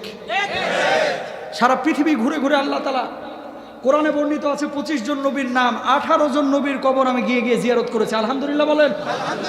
সারা পৃথিবী। এবারও তুরস্ক সফর করলাম, সর্বশেষ আইয়ুব আলাইহিস সালাতু ওয়াস সালামের কবরটা জিয়ারত করেছি। আইয়ুব আলাইহিস সালাতু ওয়াস সালাম, উনার কবরের উপরে লেখা দেখলাম, ইদা সাআলতা ফাসআলিল্লাহ ওয়া ইদা ইসতাআনতা ফাসতাইন বিল্লাহ। আল্লাহু আকবার বলেন। গতবারের আগের বার লেবানন সফর করলাম, ইসরায়েল সীমান্তে যখন উনার কবরটা, একজন নবী হযরত নূহ আলাইহিস সালাতু ওয়াস সালামের কবরটা জিয়ারত করতে উঠলাম, দেখতে পেলাম ওনার কবরটা 72 হাত লম্বা। আল্লাহু আকবার। ওনার কবরের উপরে লেখা ইদা সাআলতা ফাসআলিল্লাহ ওয়া ইদা ইসতাআনতা ফাসতাইন বিল্লাহ। মানেটা কি? যে এই দুনিয়ার মানুষ, কবর যে জিয়ারত করতে আসছিস ভালো কথা, জিয়ারত করে চলে যা, কবরের নবীর কাছে কোনো কিছু চাইস না, চা ওই নবীর আল্লাহর কাছে যে আল্লাহ তোরে বানাইছে। সুবহানাল্লাহ বলবেন না? কথাটা আমি বক্তা ছোট হতে পারে কিন্তু দামি কথা। কথাটা কি? আমার কথা হচ্ছে এবার আপনারা জবাব দেন, আপনারাই ওয়াজ করেন, নবীর কবরের দাম বেশি না অলির কবরের দাম বেশি? নবীর কবরে যদি চাওয়া জায়েজ না হয়, বাংলাদেশে কোন পীর আউলিয়ার কবরে সেজদা দেওয়া জায়েজ নাই, কোনো কিছু চাওয়া জায়েজ নাই, জায়েজ নাই, জায়েজ নাই। সন্দেহ আছে? কোনো সন্দেহ আছে? কই দরবারে গেলেই বাচ্চা কাচ্চা হয়ে যাবে। বিয়া 15 বছর হয়েছে বিয়ে করা, তোমার বন্ধা বানাইছে। এই বন্ধারা কে বানাইছে? 18 বছর পরেও তো বাচ্চা হইতে পারে, ঠিক কিনা? আল্লাহ তাআলা বলে দিয়েছেন কি কুরআনুল কারীমে দেখেন, ইয়াহাবুল লিমান ইয়াশা ওয়া ইনাসা ওয়া ইয়াহাবুল লিমান ইয়াশা উযকুর আও ইযাওয়িজুহুম যুকরানা ওয়া ইনাসা। আল্লাহ রাব্বুল আলামিন বলেছেন এই পৃথিবীর বুকে যারা ইচ্ছা আল্লাহ ছেলে সন্তান দেন, যারা ইচ্ছা মেয়ে সন্তান দেন, যারা ইচ্ছা ছেলেও দেন না মেয়েও দেন না, বন্ধা করে রেখে দেন, হিজরা বানায়া দেন। হিজরা বানান কে? আল্লাহ। ছেলে বানান কে? মেয়ে বানান কে? হিজরা বানান কে? বন্ধা বানান কে? কালো বানান কে? ধলো সবে আল্লাহ। বলবেন যে হুজুর হিজরাদেরকে যে দুনিয়া আল্লাহ বানাইলো লাভটা কি? এই নারী দিবসে কালকে তোলপাড় হয়ে গেছে, বৈশাখী টেলিভিশনে একজন হিজরা নাকি এই মানে আপনার উপস্থাপিকা হয়েছে। দেখেন ইসলামের বক্তব্য সুস্পষ্ট, ক্লিয়ার কাট। আপনারা আজকে মাসালা খুঁজতেছেন যে চাকরি বাকরি হিজরাদেরকে দেওয়া যাবে না। ইসলাম 1450 বছর আগেই বলে গেছে যে নিজে যা খাইবা হিজরাদেরকেও তা খাওয়াইবা, নিজে যেমন চাকরি বাকরি করো হিজরাদেরকেও চাকরি বাকরিতে অংশ নিয়ে আইবা। আল্লাহু আকবার। আলী রাদিয়াল্লাহু তাআলা আনহুর কাছে গেলেন একজন সাহাবী, যাওয়ার পরে কি বলতেছেন? আলী রাদিয়াল্লাহু তাআলা আনহুর কাছে যাওয়ার পরে বললেন, ওগো আলী, যারা হিজরা সমাজের তৃতীয় লিঙ্গের মানুষ, বোঝা যায় না নারী না পুরুষ, তাদের নামাজ কালাম কেমনে হবে, চাকরি বাকরির হকটা কেমনে হবে, তাদের সম্পদ সম্পত্তিতে অংশগ্রহণটা কেমন হবে? আলী রাদিয়াল্লাহু তাআলা আনহু বললেন, আল্লাহর নবীর মুখ থেকে আমি এই হাদিসটি শুনেছি, যারা এমন পরিস্থিতির সম্মুখীন, তাদের লজ্জা স্থানটা তার অভিভাবকের কাছ থেকে জেনে নাও। তাদের লজ্জা স্থান দিয়ে যদি ছেলেদের মতো তারা পেশাব করে, তাহলে ছেলেদের হুকুমে সম্পদ পাবে ছেলের মতো, নামাজ পড়বে ছেলের মতো, পর্দা করবে ছেলের মতো, চাকরি বাকরি করবে ছেলের মতো। আর যদি লজ্জা স্থান বা পেশাবের স্থানটা হয় নারীর মতো, তাহলে ওই মেয়েটা পর্দা করবে নারীর মতো, ওই হিজড়াটা পর্দা করবে নারীর মতো, ওই হিজড়া বাপের সম্পত্তি পাবে নারীর মতো, ওই হিজড়া চাকরি বাকরি করবেন নারীর মতো, ওই হিজড়ার নামাজ কালাম করবেন নারীর মতো। আল্লাহু আকবার। কিন্তু বাংলাদেশের চিত্র দেখেন, হিজড়াদেরকে অনেক বাপ মা সম্মানই দিতে চায় না। হিজড়া ঘরের মধ্যে থাকলে তাকে মানে বহিষ্কার করে, কয় আমার পরিবারে থাকিস না। এই বাংলার জমিনে অনেক মানুষ রয়েছে যারা আবার বলে বাপ মা আকাম কুকাম করছে খারাপ ভাবে, এজন্য হিজরা হয়েছে। যারা এই কথা বলে, এগুলা যদি বুঝা শুনে বলে, আল্লাহর সিদ্ধান্ত এটাকে যদি বিশ্বাস না করে, ও মুরতাদ হয়ে গেছে। বুঝেন নাই মনে হয় কথাটা? এই যে আল্লাহ তাআলা যে বললো যে আল্লাহই বন্ধা বানায়, নারী বানায়, পুরুষ বানায়, হিজরা বানায়, কোরআনের কথা। এখন কেউ যদি বলে যে না আল্লাহ বানায় নাই, ও বাপ মা একটু খারাপ আচরণ করছিল তাই হিজরা হয়ে গেছে, তাহলে সে কোরআনের বিপক্ষে অবস্থান নিল কিনা? এই সমাজে যারা হিজরা আছে, শুধু বৈশাখী টেলিভিশনে প্রেজেন্টার কেন, সারা বাংলাদেশের প্রত্যেকটা কর্মক্ষেত্রে হিজরাদের জন্য সমান অধিকার দিতে হবে। আজকের এই সাতকানিয়া থেকে আমরা দাবি জানাচ্ছি। কথা বলেন ঠিক কিনা? শুধু তাই নয়, মসজিদগুলোতে হিজরাদেরকে অনেক সময় ঢুকতে দেওয়া হয় না। যদি পুরুষ হিজরা হয় তাকে পুরুষ মসজিদে ঢুকতে দিতেই হবে, ঠিক কিনা ভাই? কারণ কি? আলী রাদিয়াল্লাহু তাআলা আনহু যেখানে ফায়সালা করে গেছে, আপনি কত বড় মুফাসসিরে কোরআন হয়েছেন যে হিজরাকে আপনি মসজিদের সামনে যাইতে দেন না মিয়া? বাংলাদেশে দেখাইতে পারবেন কোন হিজরা মসজিদে যায়? দুই একজন যারা তাবলিগ তুবলিগ করে, এদের কথা আলাদা। কিন্তু বাংলাদেশে আমরা চাই যে হিজরারা প্রত্যেকটা কর্মক্ষেত্রে যাক, প্রত্যেকটা জায়গায় তারা অংশগ্রহণ করুক, তারাও মানুষ। মনে রাখবেন, এই হিজড়ারা কিন্তু সমাজের সম্পদ, তারা অবহেলার পাত্র নয়। আর একজন হিজড়া যদি জাহান্নামের পথে চলে যায়, সেক্সুয়াল কোনো কর্মকাণ্ডে আবদ্ধ হয়ে যায়, অথবা বিপথে যদি পা বাড়াই, এর জন্য কিন্তু হুজুরও দায়ী, আমরাও দায়ী, আপনারাও দায়ী, এর জন্য সরকারও দায়ী। কারণটা কি? আল্লাহ তাআলা বলতেছে যে ইসলামের এই দাওয়াতগুলো প্রত্যেকটি মানুষের জন্য তোমরা কি করো? প্রচার করো। ইসলামটা কার জন্য? সকলের জন্য, গোটা মানব জাতির জন্য। হিজড়ারা কি মানুষ নাকি গরু ছাগল? হিজড়ারা কি মানুষ। তাহলে এদেরকে মানুষের মতো দেখতে হবে। আজকে নারী দিবসে, এই নারী দিবসে নারীদের অধিকার নিয়ে অনেক বুলি আওড়ানো হয়। ইসলাম নারীকে যে অধিকার দিয়েছে আর কোনো ধর্মেও দিতে পারে নাই। বিশ্বাস করেন কিনা? আপনারা বিশ্বাস করেন? ইসলাম যে অধিকার নারীকে দিয়েছে, এই অধিকার অন্য কেউ কিন্তু দিতে পারে নাই। আপনাদেরকে কয়েকটা উদাহরণ দিয়ে দিই। এই আপনাদের জন্য আমি টুকে রেখেছি ভাই, তারপর আলোচনা গুছিয়ে নিব। কেউ কিছু মনে করবেন না। হিন্দু ধর্মে ইসলাম কি বলতেছে? কোরআনুল কারিমে আগে শুনে নেন ইসলাম নারীদেরকে কি বলতেছে। ইসলাম বলতেছে ওয়াইদাল মাউউদাতু সুইলাত বিআইয়ি দামবিন কুতিলাত। অনেকে নারীদেরকে কি করতো? আগে হত্যা করত কোনো অপরাধ ছাড়াই। যেমনি কন্যা সন্তান হয়েছে এই সংবাদ পাইতো, সঙ্গে সঙ্গে মুখটা কালো হয়ে যেত। আল্লাহ তাআলা কি বলছেন খেয়াল করুন। রাব্বুল আলামিন বলছেন ওয়াইদা বুশিরা আহাদুহুম বিল উনসা দাল্লা ওয়াজহুহু মুসওয়াদ্দান ওয়া হুয়া কাযীম। আইয়ামে জাহেলিয়াতের যুগে যখন নারীদেরকে, পুরুষদেরকে যখন এমন সংবাদ দেওয়া হতো যে তোমার কন্যা সন্তান হয়েছে, মুখটা কালো হয়ে যাইতো, আল্লাহ রাব্বুল আলামিন ওই জায়গা থেকে নারীদেরকে অধিকার দিলেন। আল্লাহ রাব্বুল আলামিন বললেন ওয়াইদাল মাউউদাতু সুইলাত বিআইয়ি দামবিন কুতিলাত। না, কোনো নারীকে হত্যা করতে পারবে না। যদি অন্যায়ভাবে হত্যা করো তাহলে আল্লাহ রাব্বুল আলামিনের আদালতে দাঁড়াইতে হবে। বন্ধুরা আমার, আল্লাহ নবী বিশ্বনবী সাল্লাল্লাহু আলাইহি ওয়াসাল্লাম বললেন আল জান্নাতু তাহতা আকদামিল উম্মাহাত। মায়ের পায়ের নিচে হচ্ছে সন্তানের বেহেশত। সুতরাং নারীদের জায়গা হচ্ছে জান্নাতের মতো উঁচু জায়গা। এই নারীকে ইসলাম খাটো করে নাই, বরং খাটো করেছে মানব রচিত কিছু কথাবার্তা। ঠিক কিনা? ইসলাম নারীকে জীবন দিয়েছে। আর 15 মিনিটের মধ্যে আলোচনা শেষ হবে। আপনারা কেউ দোয়া না করে যাবেন না, বলেন ইনশাআল্লাহ। আরো জোরে বলেন ইনশাআল্লাহ। কি বলতেছে? হিন্দু ধর্মে নারী জাতিকে মৃত্যু, নরক, সর্প, বিষ ও আগুন থেকেও মারাত্মক বলা হয়েছে। স্বামী ছাড়া নারী জাতি আলাদা কোনো অস্তিত্ব স্বীকার করা হয়নি, এই জন্য সতীদাহ প্রথা। ভারতে আজ থেকে কিন্তু কয়েক বছর আগেও দেখা গিয়েছে স্বামী মারা গেছে, সঙ্গে সঙ্গে জীবন্ত স্ত্রীকেও পুড়িয়ে মারা হয়েছে। আমার কথা বলেন না কেন? এরপরে দেখেন খ্রিস্টান ধর্ম কি বলতেছে। খ্রিস্টান ধর্মে নারী জাতিকে চরম লাঞ্ছনার বস্তু বলে আখ্যায়িত করা হয়েছে। তাই তো খ্রিস্টান পাদ্রী মিস্টার সেন্ট টার্টুলিয়ামের মতে নারী হচ্ছে বন্য জন্তুর চেয়েও অধিক বিপজ্জনক। অন্য আরেক পাদ্রী সেন্ট ক্রিয়ান নারীকে বিষধর সাপের সাথে তুলনা করে তার থেকেও দূরে সরে থাকতে বলছেন। সপ্তদশ শতকে খ্রিস্ট ধর্মের রাজধানী রোমে বিত্তবানদের একটি কাউন্সিল সমবেত সকল শীর্ষ ব্যক্তি এই মর্মে সর্বসম্মতিক্রমে একমত হয়েছিল যে নারীর কোনো আত্মা নাই। বলুন নাউজুবিল্লাহ। নাউজুবিল্লাহ বলেন। ইহুদি ধর্মে নারীকে পুরুষের জন্য প্রতারক বলা হয়েছে। তাদের মতে একজন সতী নারীর চেয়ে একজন পাপিষ্ঠ পুরুষ বহুগুণে শ্রেষ্ঠ। বলুন নাউজুবিল্লাহ।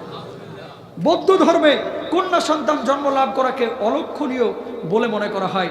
নারীর কোনো অধিকার আছে বলে স্বীকৃতি দেয় না। প্রিয় ভাইরা আমার, খুব মনোযোগ দিয়ে শুনবেন। ইসলাম নারীকে জীবন দান করলো যে এখন থেকে কেউ নারীকে হত্যা করতে পারবে না। আল্লাহ নবী হাদিসের মধ্যে বললেন তোমার মায়ের পায়ের নিচে তোমার বেহেশত। আল্লাহ নবী হাদিসের মধ্যে বললেন যার ঘরে 3টা কন্যা আছে আর ওই 3টা কন্যাকে লালন পালন করে সুপাত্রের কাছে পাত্রস্থ করে এবং ভালোভাবে বেড়ে উঠায়, এই মেয়েগুলোকে শ্বশুরবাড়ি পাঠায়, ভালো পাত্রের কাছে দিয়ে দেয়, এই মেয়েগুলোকে সুন্দরভাবে লালন পালন করে, আল্লাহ রাব্বুল আলামিন ওই বাবা আর জাহান্নামের মধ্যে 3টা পর্দা তৈরি করে দেন। সুবহানাল্লাহ বলবেন না? 4টা মেয়ে যার ঘরে আছে 4টা পর্দা, 5টা মেয়ে যার ঘরে জাহান্নামের থেকে ওই ব্যক্তির 5টা পর্দা। বলুন সুবহানাল্লাহ। আচ্ছা, তাহলে নারীর জায়গাটা ইসলামে কি মর্যাদা আছে না নাই? নারীকে দেখেন ইসলাম কিভাবে অধিকার দিল। যতদিন বাপের ঘরে থাকে, বাপের ঘরে থাকে, ততদিন ইসলাম বলতেছে এই নারীর পড়াশোনা, নারীর ভরণ পোষণ, নারীর খাওন, নারীর পরন, নারীর থাকা, নারীর নিরাপত্তা, সব কিছুর দায়িত্ব হচ্ছে কার উপরে? বাবার উপরে। বাবা নাই, বড় ভাই আছে, বড় ভাইয়ের উপরে। বড় ভাই নাই, দাদা দাদি আছে, দাদার উপরে। আবার এই মেয়েটা যখন বিয়ে শাদিতে আবদ্ধ হয়ে গেল, তখন তার দায়িত্বটা পড়ে গেল স্বামীর উপরে। ঠিক কিনা ভাইরা আমার? দেখেন, নারী কিন্তু বাবার থেকে সম্পদ পায়, পায় কি পায় না? স্বামীর থেকেও কিন্তু নারী সম্পদ পায়, ঠিক কিনা? সন্তানের থেকেও নারী সম্পদ পায়। আবার নারী এতগুলো সম্পদ পাওয়ার পরেও তার নিজের দায়িত্ব কার ওপরে? স্বামীর ওপরে। এখন কোনো নারী যদি বলে যে ইসলাম নারীকে সম্পদের দিক থেকে ঠগিয়েছে, ও টাটকা মিথ্যুক। কথা বলেন ঠিক কিনা? এই দেশে ইসলাম নারীকে যে অধিকার দেওয়া হয়েছে, এটাকে ভুলভাবে উপস্থাপন করা হচ্ছে। উপস্থাপন করে নারীকে ঝিনুকে লুকানো মুক্তার মতো যে নারী ছিল, এই নারীকে রাস্তায় নামায়া অধিকারের নামে পণ্য বানিয়ে ফেলা হচ্ছে। কক্সবাজার থেকে ঢাকা পর্যন্ত দেখেন কতগুলো বিলবোর্ড, যেখানে নারীরা হরলিক্সের কোটা নিয়ে এমনি দাঁড়ায় থাকে ভেটকি মেরে। কথা কন না কেন? কে হরলিক্সের কোটা নিয়ে নারীকে দাঁড় করাইতে হবে কিসের জন্য? গ্রামীণ ফোনের বিজ্ঞাপনে কেন নারীকে ব্যবহার করতে হবে? ফোন কোম্পানির বিজ্ঞাপনে কেন নারীকে ব্যবহার করতে হবে? টেলিভিশনগুলো খেয়াল করে দেখেন, ম্যাক্সিমাম প্রেজেন্টার কিন্তু নারী। কেন? বেটা মানুষ কি দোষ করলো? দোষটা করছে কি? একদিক থেকে বাংলাদেশে ধর্ষণ বন্ধ করতে চাওয়া হচ্ছে, অন্য দিক থেকে নারীদেরকে পণ্যের মতো প্রেজেন্ট করা হচ্ছে। এই বাংলাদেশে ধর্ষণ বন্ধের আগে নারীকে ব্যবহার করে বন্ধ করতে হবে। বিলবোর্ডে, সাইনবোর্ডে, গান বাজনায়, অবৈধ ওই হলুদ মিডিয়ায়, ঠিক কিনা ভাইরা আমার? যতদিন পর্যন্ত নারীকে পণ্যের উপর ব্যবহার বন্ধ না করা হবে, ততদিন পর্যন্ত বাংলার জমিন থেকে ধর্ষণ বন্ধ হবে না। ঠিক কিনা? সুতরাং আপনি যদি ধর্ষণ বন্ধ করতে চান, আগে নারীকে পণ্য বানানো বন্ধ করেন। কেন সব জায়গায় নারীকে ব্যবহার করতে হবে? যেখানেই একটু সুন্দর প্রেজেন্টেশন, অনেক অফিসে কাস্টমার কেয়ারে মেয়ে ছাড়া নিতে চায় না। ছেলে নিলে, মেয়ে যদি নেয় 90 জন, ছেলে নেয় 10 জন। কি বলেন আপনারা? কারণটা কি? কারণ কি? মেয়েদের কণ্ঠ শুনলে কাস্টমারগুলো আগ্রহী হয় কথা বলতে। মার্কেটিংয়ের জন্য মেয়েদেরকে ব্যবহার করা হয়। কেন? এই চিন্তা চেতনা এগুলো দূর করতে হবে। অথচ নারীকে ইসলাম বলতেছে তোমার অধিকার, স্পষ্ট অধিকার। তুমি তোমার স্বামীর ঘরে আসছো, তোমার টোটাল অধিকার এখন স্বামীর ঘরে। কেন তুমি বাইরে যাচ্ছ? বাইরে যেয়ে নিজেকে একেবারে একাকার করে ফেলছো সম অধিকার, সম অধিকার, সম অধিকারের নামে। নিজে সন্ধ্যাবেলায় আসতেছো ঘাইমিয়া টুমিয়া অস্থির, আবার জামাইও আসতেছে একেবারে ঘাইমিয়া ঘুমিয়া। দুইজনই চাকরি করে আসার পরে এবার জামাই বলতেছে, ওই সুলতানার মা, আমার এক গ্লাস লেবুর শরবত দিতে। কয় নিজেরটা নিজে নিয়ে খা। কথা কয় না কেন? আর বাচ্চা কাচ্চা দিয়ে যায় কাজের বুয়ার কাছে। কাজের বুয়া পান চাবায় আর কয়, কি খবর কি? ঢাকা সিটিতে একটা ঘটনা এরকমও ঘটলো যে জামাই বউ বাচ্চা হয়ে গেছে কাজের বুয়ার কাছে, সারাদিন লালন পালন কর। কাজের বুয়া যায় কাউরান বাজারে বাচ্চা নিয়ে ভিক্ষা শুরু করছে। পত্রিকায় আসছে। কারণ বাচ্চা নিয়ে ভিক্ষা করলে একটা সিম্পেথি কাজ করে, ঠিক না? কাজের মেয়ের কাছে বাচ্চা দিবেন, ওই বাচ্চা কিন্তু কখনো নৈতিক বাচ্চা হবে না। কথা বলেন ঠিক কিনা? আলী রাদিয়াল্লাহু তাআলা আনহুর কাজ আর আম্মাজান ফাতিমাতুজ জোহরা রাদিয়াল্লাহু তাআলা আনহার কাজ আল্লাহ রাসূল ভাগ করে দিয়েছিলেন। কি ভাগ করে দিয়েছেন?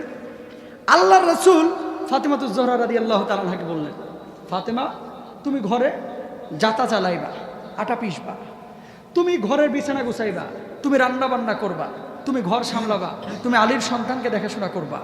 আর আলী তোমার কাজ হচ্ছে বাইরে সামলাবা, রিজিক, জীবিকা, রুটি রুজি এগুলোর জন্য তুমি ফিকির করবা। তোমাদের মধ্যে দুইজনে আলাদা আলাদা দায়িত্বশীল, তোমাদের প্রত্যেককে কিয়ামতের ময়দানে জিজ্ঞাসা করা হবে।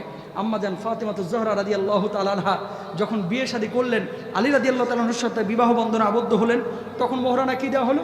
একটা বিছানার চাদর, একটা খেজুরের ছাল ভরা বালিশ, দুইটা জাতা, একটা চৌকি, কেউ কেউ বলছেন দুইটা বদনাও দেওয়া হয়েছিল, দুইটা খাবারের পাত্রও দেওয়া হয়েছিল। প্রিয় ভাইরা আমার, আলী রাদিয়াল্লাহু তাআলা আনহু তিনি এত বড় একজন সাহাবী হওয়ার পরেও এই পরিবার মোহরানা নিয়ে বিয়েতে সন্তুষ্ট হয়ে গেছেন, নিজে পরিবারের কাজে সহযোগিতা করেছেন। আর আমরা এখন সম অধিকারের নামে চাকরি করতে চলে যাচ্ছি, অথচ কোরআন বলতেছে অকরনা ফি বুয়ুতিকুন্না ওয়ালা তাবাররাজনা তাবাররুজাল জাহিলিয়া। আগে ঘর সামলাও, তারপরে বাইরে যাও। আমরা ঘর না সামলাই বাইরে যে লাফালাফি ফালাফালি করতে করতে এখন সুখ খুঁজতে চাইতেছি, সুখ নাই। জামাই বউয়ের কথা শোনে না, বউ জামাইয়ের কথা শোনে না, দুইজন দুইজনের মতোই, তারপরে পরক্রিয়ায় জড়ায় পড়তেছে, আজে বাজে কাজে জড়ায় পড়তেছে। এবার সব শেষ কি হয়েছে? সব শেষ হুজুরের কাছে ফোন লাগায় যে হুজুর, পরিবারে তো শান্তি নাই, বরকত নাই, একটু পানি পড়া দেন। কথা কন? ছোট্ট একটা গল্প বলেই আমি একেবারে সংক্ষেপে শেষ করে দেব। এক জামাই আর এক বউ, গ্রাম্য গল্প আর কি, যদিও ভাষাটা একটু এলোমেলো।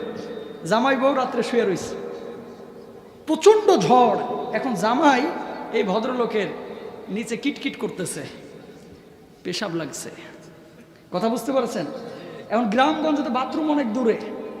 জামাই বউরে বলতেছে, এই জরিনার মা, কি হয়েছে? পেশাব তো লাগছে, এখন কেমনে যাবো বাইরে? তো কি করবা? কয় জানলার কাছে একটু আসো। কয় তুমি একটু নিচে বসো, আমি ঘাড়ের উপর দিয়ে উঠে জানলা দিয়ে একটু কামড়া সেরে দিই। কথা বুঝছেন নাই? এবার জরিনার মা বসছে, ভদ্রলোক ঘাড়ে উঠে জানলা দিয়ে কাম সারছে, দুইজনে এসে শুয়ে রয়েছে। কতক্ষণ পরে জরিনার মা বলতেছে, ও বাবুর বাপ, কি হয়েছে? আমারও তো কেমন কেমন লাগতেছে। তো এখন কি করবা? কয় এত ঝড় বৃষ্টি কেমনে যাইবা বাথরুমে, ভয় তো লাগতেছে। কয় তাহলে তুমি যে আমার ঘাড়ে উঠে সারছো, এখন তুমি নিচে বসো, আমি তোমার ঘাড়ে উঠে সারবো। এরপরে মনে করেন বইছে, ঘাড়ে উঠে সারতে গিয়া যা হওয়ার তা হইছে। কি হইতে পারে? বুঝলে বুঝ পাতা, না বুঝলে যা হওয়ার হয়ে গেছে। বেটা তো এখন বলতেছে, এই জরিনীর মা কি করো কি করো? কয় সম অধিকার, আমার ঘাড়ে চড়ছো, এবার তোমার ঘাড়ে উঠে দেখাই দিতেছি। অধিকার কারে কয়? নাউজুবিল্লাহ বলে। এ বাংলাদেশে এখন এরকম হয়ে গেছে ভাই, সম অধিকারের নামে। আরে আমার নারী, আমার বোনেরা, এদেরকে তো ইসলাম অধিকার সবচেয়ে বেশি দিয়েছে।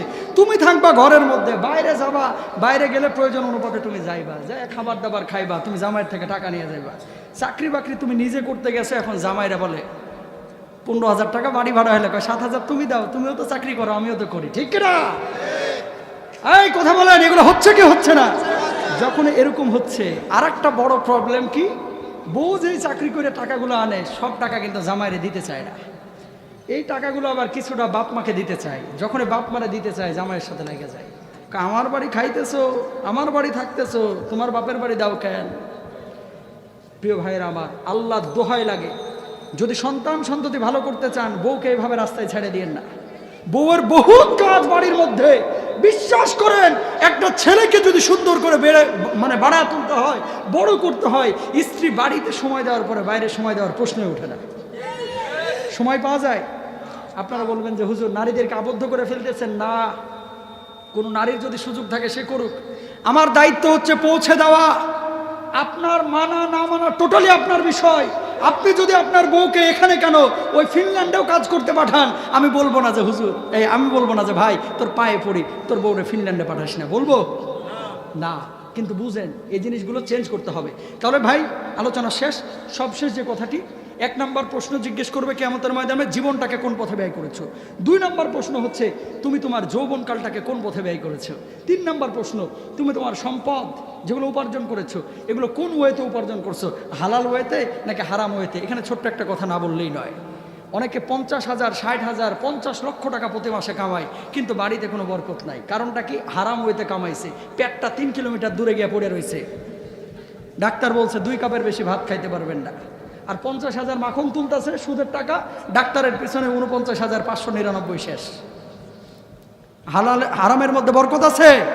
বরকত নাই। আর হালালের মধ্যে কি আছে? বরকত আছে। হালাল ওয়েতে টাকা উপার্জন করতে হবে। 3 নাম্বার। 4 নাম্বার হচ্ছে, ওই টাকা তুমি কোন পথে খরচ করেছো এই হিসাবও কিয়ামতে দিতে হবে, নাহলে 1 কদম সামনে বাড়তে পারবেন না। 5 নাম্বারে হচ্ছে, তোমাকে আল্লাহ তাআলা যে এলেম দান করেছিলেন, এই এলেমগুলো অনুযায়ী কতটুকু তুমি আমল করেছো। সর্বশেষ 5টা পয়েন্ট। শুরুতে একটা হাদিস বলেছিলাম, আল্লাহ রাসূল বলছেন, এই 5টা কাজ যে এলাকায় পাওয়া যাবে, যে সমাজে পাওয়া যাবে, ওই এলাকায় আল্লাহর গজব নেমে আসবে।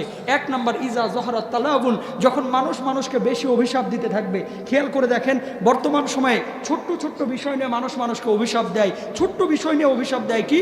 কাঁদতে কাঁদতে বলে, আল্লাহ যেন তোর বিচার করে। ছোট্ট বিষয় নিয়ে মতবিরোধ, এরকম অভিশাপ দেয় কি দেয় না? 1 নাম্বার। বোনের সাথে বোন, ভাইয়ের সাথে ভাই, সামান্য মতবিরোধ, অথচ বড় ভাইয়ের জানা যায়, ছোট ভাই আসতে চায় না। আছে না নাই?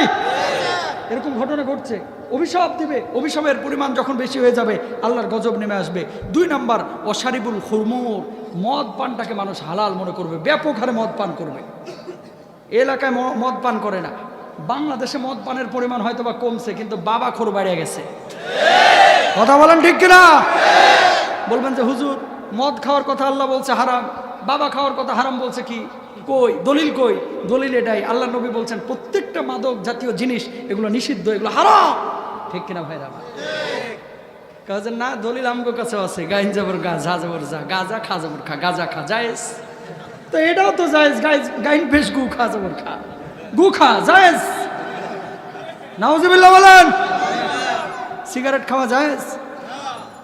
পেট ক্লিয়ার হয় না সকালে না খাইলে। ভারতে প্রোগ্রামে গেলাম, মালদা কলকাতা থেকে গাড়ি নিয়ে যাইতেছে, দেখি এক হাতে এইভাবে বদনা নিছে আর এক হাতে টানতে টানতে দৌড়াই দিয়েছে রেল লাইনের কোনাতে। ড্রাইভারে বলতেছে, কিরে এই লোকটা বাঁকা হয়ে এমনি কই দৌড়ায় পূজা হয়ে? হুজুর বাড়িতে বাথরুম ধুয়ে এসে এখানে হাঁকবো এখন। নাউজুবিল্লাহ মিন যালিক। কোন বাড়িতে বাথরুম ধুয়ে এখানে এসে এখন বাথরুম করবো? তো আমি বললাম যে হাতে ওইটা কি? এই এলাকার মানুষের একটা নেচার, এটা না খাইলে নাকি সকালে ক্লিয়ারই হয় না। বাংলাদেশে আছে না এরকম কিছু? সকালবেলায় বিশেষ করে আমরা যে গ্যাস নিতে যখন যাই পাম্পগুলোতে, আমরা তো বক্তা মানুষ, রাত্রে কোকিল, যখন পাম্পগুলোতে গ্যাস নিতে যায় বাথরুমে ঢুকলে ভাই খালি বিড়ির মুথা। এক একটা বাথরুমে 1.5 মণ 2 মণ করে হবে মনে হয় বিড়ির মুথা, কোমর টোমর সব জ্যাম হয়ে থাকে, খালি বিড়ি। তার মানে বোঝা যায় ওই ড্রাইভার হেল্পার যেগুলো আছে বাইরেও তো খায়, ভিতরেও যায় টানে। কেমন রুচি বাঙালির! জায়েজ কথা কন না কেন? তো এটা মদ যেমন হারাম, বিড়ি তেমনই হারাম। ওলা তুলকু বিআইদিকুম ইলা তাহলুকা, নিজেদেরকে ধ্বংস করে দিও না। বিড়ি খাইলে যে ধ্বংস হন এটা প্যাকেটের গায়ে লেখা থাকে, ধূমপান স্বাস্থ্যের জন্য ক্ষতিকর। তারপরেও বাঙালি এই বাক্যটা যখনই চোখে পড়ে চোখে টিনের চশমা লাগায়। এটা দেখতে চাই না, কয় দেখতাম না, ভয় লাগে। 3 নাম্বার, মদ পান করা যাবে। 4 নাম্বার, ওয়ালা বিসুল হারির, চিকন চাকন পোশাক মানুষ পরিধান করবে, রেশমি পোশাক পরিধান করবে। আজকে যেগুলো পরে আসছেন আপনারা, এগুলো অনেকেই চিকন পোশাক, কিন্তু সুন্নতি পোশাক না। প্রিয় ভাইরা আমার, এমন পোশাক পরবেন যেটা ঢিলা ঢালা চিকন চাকন। আবার আমার মা বোনেরা এমন চিকন পরা শুরু করছে যে ভেতরে কোন পোশাক ছোট বড় সব বোঝা যায়, এরকম আছে না নাই? এমন পোশাক যখন কেউ পরিধান করা শুরু করবে আল্লাহর গজব নেমে আসবে। যুবকদেরকে সর্বশেষ একটা কথা বলে যাই, এই যুবকরা আমার ভাইয়েরা দেখবেন যে ওই অনেকে রুকুতে যায় বেল্ট পরে, ছোট গেঞ্জি পরে, রুকুতে যাওয়ার পরে পেছন দিয়ে ফারাক্কা বাদ ওপেন হয়ে যায়। আছে না না? এগুলো বাস্তব কথা ভাই। এই ছেলেটাই যখন মনে করেন গায়ে হলুদের অনুষ্ঠানে যায় তখন মার দেওয়া একটা সাদা অথবা হলুদ পাঞ্জাবি করে যায়। আর মসজিদে যখন যায় আল্লাহ বলছে খুদু জিনাতাকুম ইনদা কুল্লি মাসাজিদ, ভালো পোশাক পবিত্র পোশাক পরে যা। এই বেল্ট পরে আর ছোট্ট একটা গেঞ্জি পরে চলে যায়। এভাবে রুকুতে যায়, লাল পড়ছে না হলুদ পড়ছে পেছন দিয়ে বোঝা যায়। আর নামাজ হবে? বুঝছেন নি ঘটনাটা? পুরুষের সতর এই নিচটা, এটা যদি খুলে যায় নামাজ হবে। অবশ্যই পাঞ্জাবি পরে অথবা জুব্বা পরে নামাজ পড়বেন ইনশাল্লাহ বলেন। আর ওই পাখি পুখি ড্রেস মেস এগুলো পরা যাবে না। মা বোনদেরকে ভালো পোশাক পরান, পুরো মাথা থেকে পা পর্যন্ত ঢেকে থাকে যাতে করে। বুঝতে পেরেছেন? নাম্বার গেছে। 5 নাম্বার ওয়াত্তাখাদুল কিয়ান ওয়াক্তাফার রিজাল, 1 নাম্বার হচ্ছে অভিশাপ দেওয়া, 2 নাম্বার হচ্ছে মদ পান, 3 নাম্বার গেল চিকন চাকন পোশাক, 4 নাম্বার হচ্ছে ওয়াত্তাখাদুল কিয়ান। সমাজের মধ্যে নায়ক নায়িকা গায়ক গায়িকা যারা নর্তকী শ্রেণীর এদেরকে মানুষ আইডল মনে করবে। খেয়াল করে দেখেন বর্তমান সময়ে আইডল মোহাম্মদ রাসূলুল্লাহ সাল্লাল্লাহু আলাইহি ওয়াসাল্লামকে মানুষ মনে করে না। চুল কাটে মেসি নেইমারের মতো, আছে না নাই? জামা কাপড় পরে ভারতের নায়ক নায়িকাদের মতো। এরকম করা যাবে না। যদি এরকম করেন আল্লাহর গজব নেমে আসবে। 5 নাম্বার সর্বশেষ পয়েন্ট, ওয়াক্তাফার রিজালু বির রিজাল ওয়ান নিসাউ বিন নিসা। আল্লাহ তাআলা মাফ করুক, বলুন আমিন। নারীতে নারীতে আর পুরুষে পুরুষে যখন সমকামিতায় লিপ্ত হবে আল্লাহ রাব্বুল আলামিন ওই পরিবার ওই সমাজটাকে ধ্বংস করে দিবে, বলুন নাউযুবিল্লাহ। প্রিয় ভাইরা আমার, যতগুলো কথা বললাম এগুলোর উপর আমল করবেন তো ইনশাল্লাহ? বুঝছেন তো না বুঝেন নাই? অনেক আলোচনা হয়েছে। আসলে আপনারা অনেক কষ্ট করে গরমের মধ্যে দাঁড়িয়ে আছেন, বসে আছেন। 2টা ছোট্ট প্রশ্ন আছে, এই 2 মিনিটে বলে দিব নাকি ভাই? কষ্ট হচ্ছে? তারপরে মোনাজাত। আচ্ছা, তার আগে আরেকটা প্রশ্ন দিয়েছে এক ভাই যে হুজুর আপনার একটা লেকচার শুনছিলাম 7 আর 6, এটা নিয়ে একটা লেকচার দিয়েছিলেন যে এগুলো নাকি বলা যাবে না। 7 আর 6 ওই যে লেখেন যে, এক ভাই বলছে হুজুর আজকে একটু বলেন জিনিসটা, আমাদের এলাকাতে প্রচলিত আছে। 786 হালকাতার খাতায় লেখে, মসজিদের ওই ছাদের উপর লেখে, এই মানে দরজার উপরে, এগুলো জায়েজ কিনা দেখেন। সংক্ষেপেই বলি, ডিটেল আলোচনার সময় নেই। a + b² দিয়ে আপনারা অঙ্ক করেছেন যারা শিক্ষিত। প্রত্যেকটা রোমান সংখ্যার একটা মান আপনারা বসায় দেন। একটা টান দিলে 1, ভি দিলে 5, VI 4, এরকম আছে না নাই? আরবিতেও সংখ্যাগুলোর মান আছে। আলিফের একটা মান, বায়ের একটা মান, তায়ের একটা মান, কোনোটার মান 100, কোনোটার মান 1000, কোনোটার মান 700, ঠিক আছে? তো আরবিতে এই মানগুলো বসাইলে 7, 8, 6 গোটা বিসমিল্লাহির রহমানির রহিমের এই মানগুলো প্রপার ওয়েতে হয় না।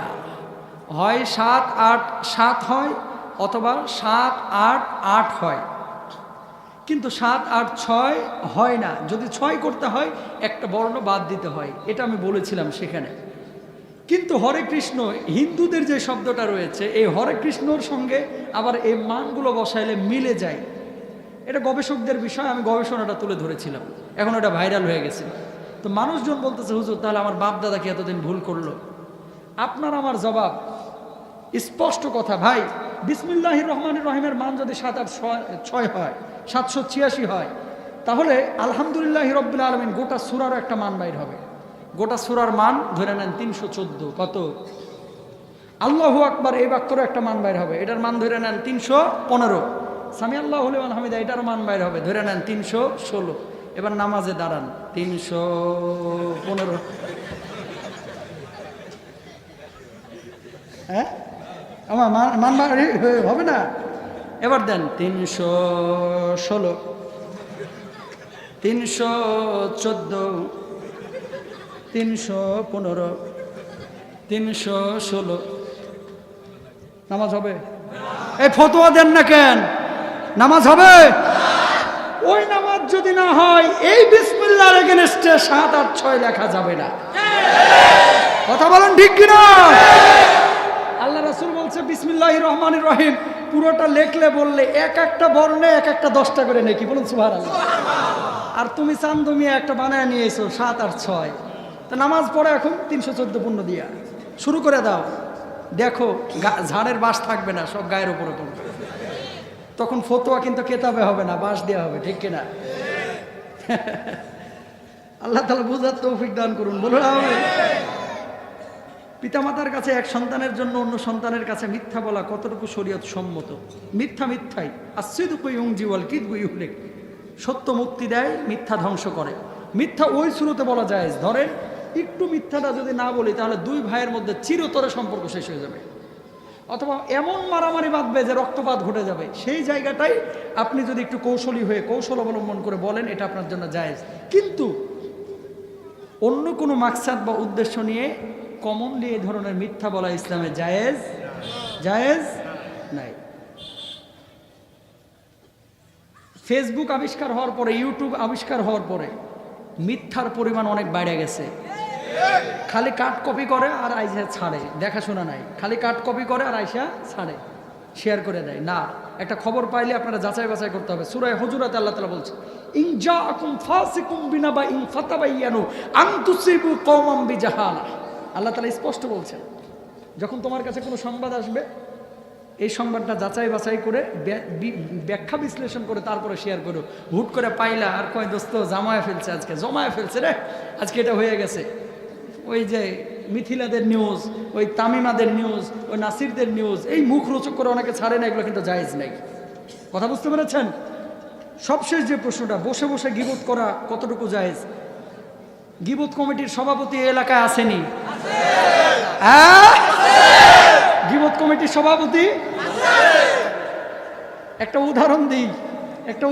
সূরা লুকমান আলাইহিস সালাতু ওয়াস সালাম, একবার ওনার মালিক এই মুনিব ওনারা বলতেছে, শুনেন না, এই কথা শুনেন, বলতেছে একটা ছাগল নিয়ে যা, জবাই করে ভালো 2টা অংশ আনো।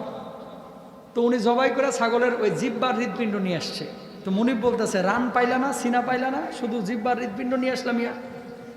পরের দিন আবার বলতেছে, এই যাও আজকে ছাগলের 2টা খারাপ অংশ নিয়ে আসবা জবাই দিয়ে। এবার আবার জিহ্বার হৃদপিণ্ড নিয়ে আসছে। কই ভালো আনতে বললাম আল্লাহ জিহ্বার হৃদপিণ্ড, খারাপ আনতে বললাম আল্লাহ জিহ্বার হৃদপিণ্ড। তাফসীরের মধ্যে আসছে কথা, কয় এই জিহ্বার হৃদপিণ্ড এমনই ভালো যে এই জিহ্বার হৃদপিণ্ড আপনারা জান্নাতের পথ দেখায়, এমনই খারাপ যে এই জিহ্বার হৃদপিণ্ড আপনারা জাহান্নামেও নিয়ে যায়। এই জিহ্বা দিয়ে যারা আল্লাহরে ডাকে, কোরআন তেলাওয়াত করে, এই জিহ্বা দিয়ে জান্নাতে যাবে। এই জিহ্বা দিয়ে যে কোরআনের তাফসীর করে, কোরআনের কথা বলে, তারা জান্নাতে যাবে, ঠিক কিনা? আর এই জিহ্বা দিয়ে অনেকে কিন্তু ওই যে সালমার সঙ্গে রাত্রেবেলায় শুয়ে এসে কুতুর কুতুর আলাপ করে, টেলিফোন মোবারক নিয়ে, আছে না নাই? তো যে রাত্রিবেলায় শুয়ে এসে বেগানা নারীর সঙ্গে পরক্রিয়া করে, প্রেম করে, এই জিহ্বাকে ওরা জান্নাতে নিবে না জাহান্নামে? আচ্ছা, এই জিহ্বা দিয়ে আবার অনেকে গালমন্দ করে, ঠিক কিনা? এই জিহ্বা দিয়েই কিন্তু চায়ের দোকানে বসে আর চায়ে ফুক মারে আর কয়, দেখছো সামাদের পুলাটা কি শয়তানের শয়তান, মুরব্বী দিকে সালাম দেয় না। আছে না নাই? যত গিবত। আর গ্রামগঞ্জের সিসি ক্যামেরা, আমার মা বোন কিছু আছে, এদের কথা না বললেই নয়। খালি আর এক বাড়ির ওই টিনের ফাঁক দিয়ে যায় কান পাতে। আয়সা নিয়ে এসে সালমা ভাবির কাছে কয়, ভাবি তোমারই বললাম, আর কারো বললো না। সালমা ভাবি বাচ্চা নিয়ে গেছে স্কুলে, 23 জন ভাবির সামনে কয়, মরিয়ম ভাবি আমার এই কথা কইছে। পুরা বিবিসি বাংলা, আছে না নাই? খবরদার, এই কাজগুলো আপনারা করবেন না, এই কাজগুলো করবেন না। যদি এই কাজগুলো করেন, আল্লাহ রাসূল বলছেন কিয়ামতের ময়দানে আল্লাহ রাব্বুল আলামিন এদেরকে জাহান্নামে ফেলবে। মেরাজে আল্লাহর নবী গিয়ে যখন দেখলেন জাহান্নাম পরিদর্শন করছেন, এক শ্রেণীর মানুষ মৃত ব্যক্তির গোশত ছিঁড়ে ছিঁড়ে খাচ্ছে। জিবরিল আমিনকে জিজ্ঞেস করলেন যে এরা কারা? আল্লাহর নবীকে তখন জিবরিল আমিন উত্তর দিলেন, এরা পৃথিবীর বুকে গীবত করত, পরনিন্দা করত। আইয়ুহিব্বু আহাদুকুম আন তাকুলা লাহমা আখিহি মাইতান ফাকারিহতুম, বলুন নাউযুবিল্লাহ। কেউ কি চায় মৃত ভাইয়ের গোশত ছিঁড়ে ছিঁড়ে খাইতে? আল্লাহ তাআলা আমাদেরকে বোঝার তৌফিক দান করুন, বলুন আমিন। ওয়া আখিরু দাওয়ানা আলহামদুলিল্লাহি রাব্বিল আলামিন। আসসালামু আলাইকুম ওয়া রাহমাতুল্লাহ। কেউ উঠবেন না, দোয়া করে যান।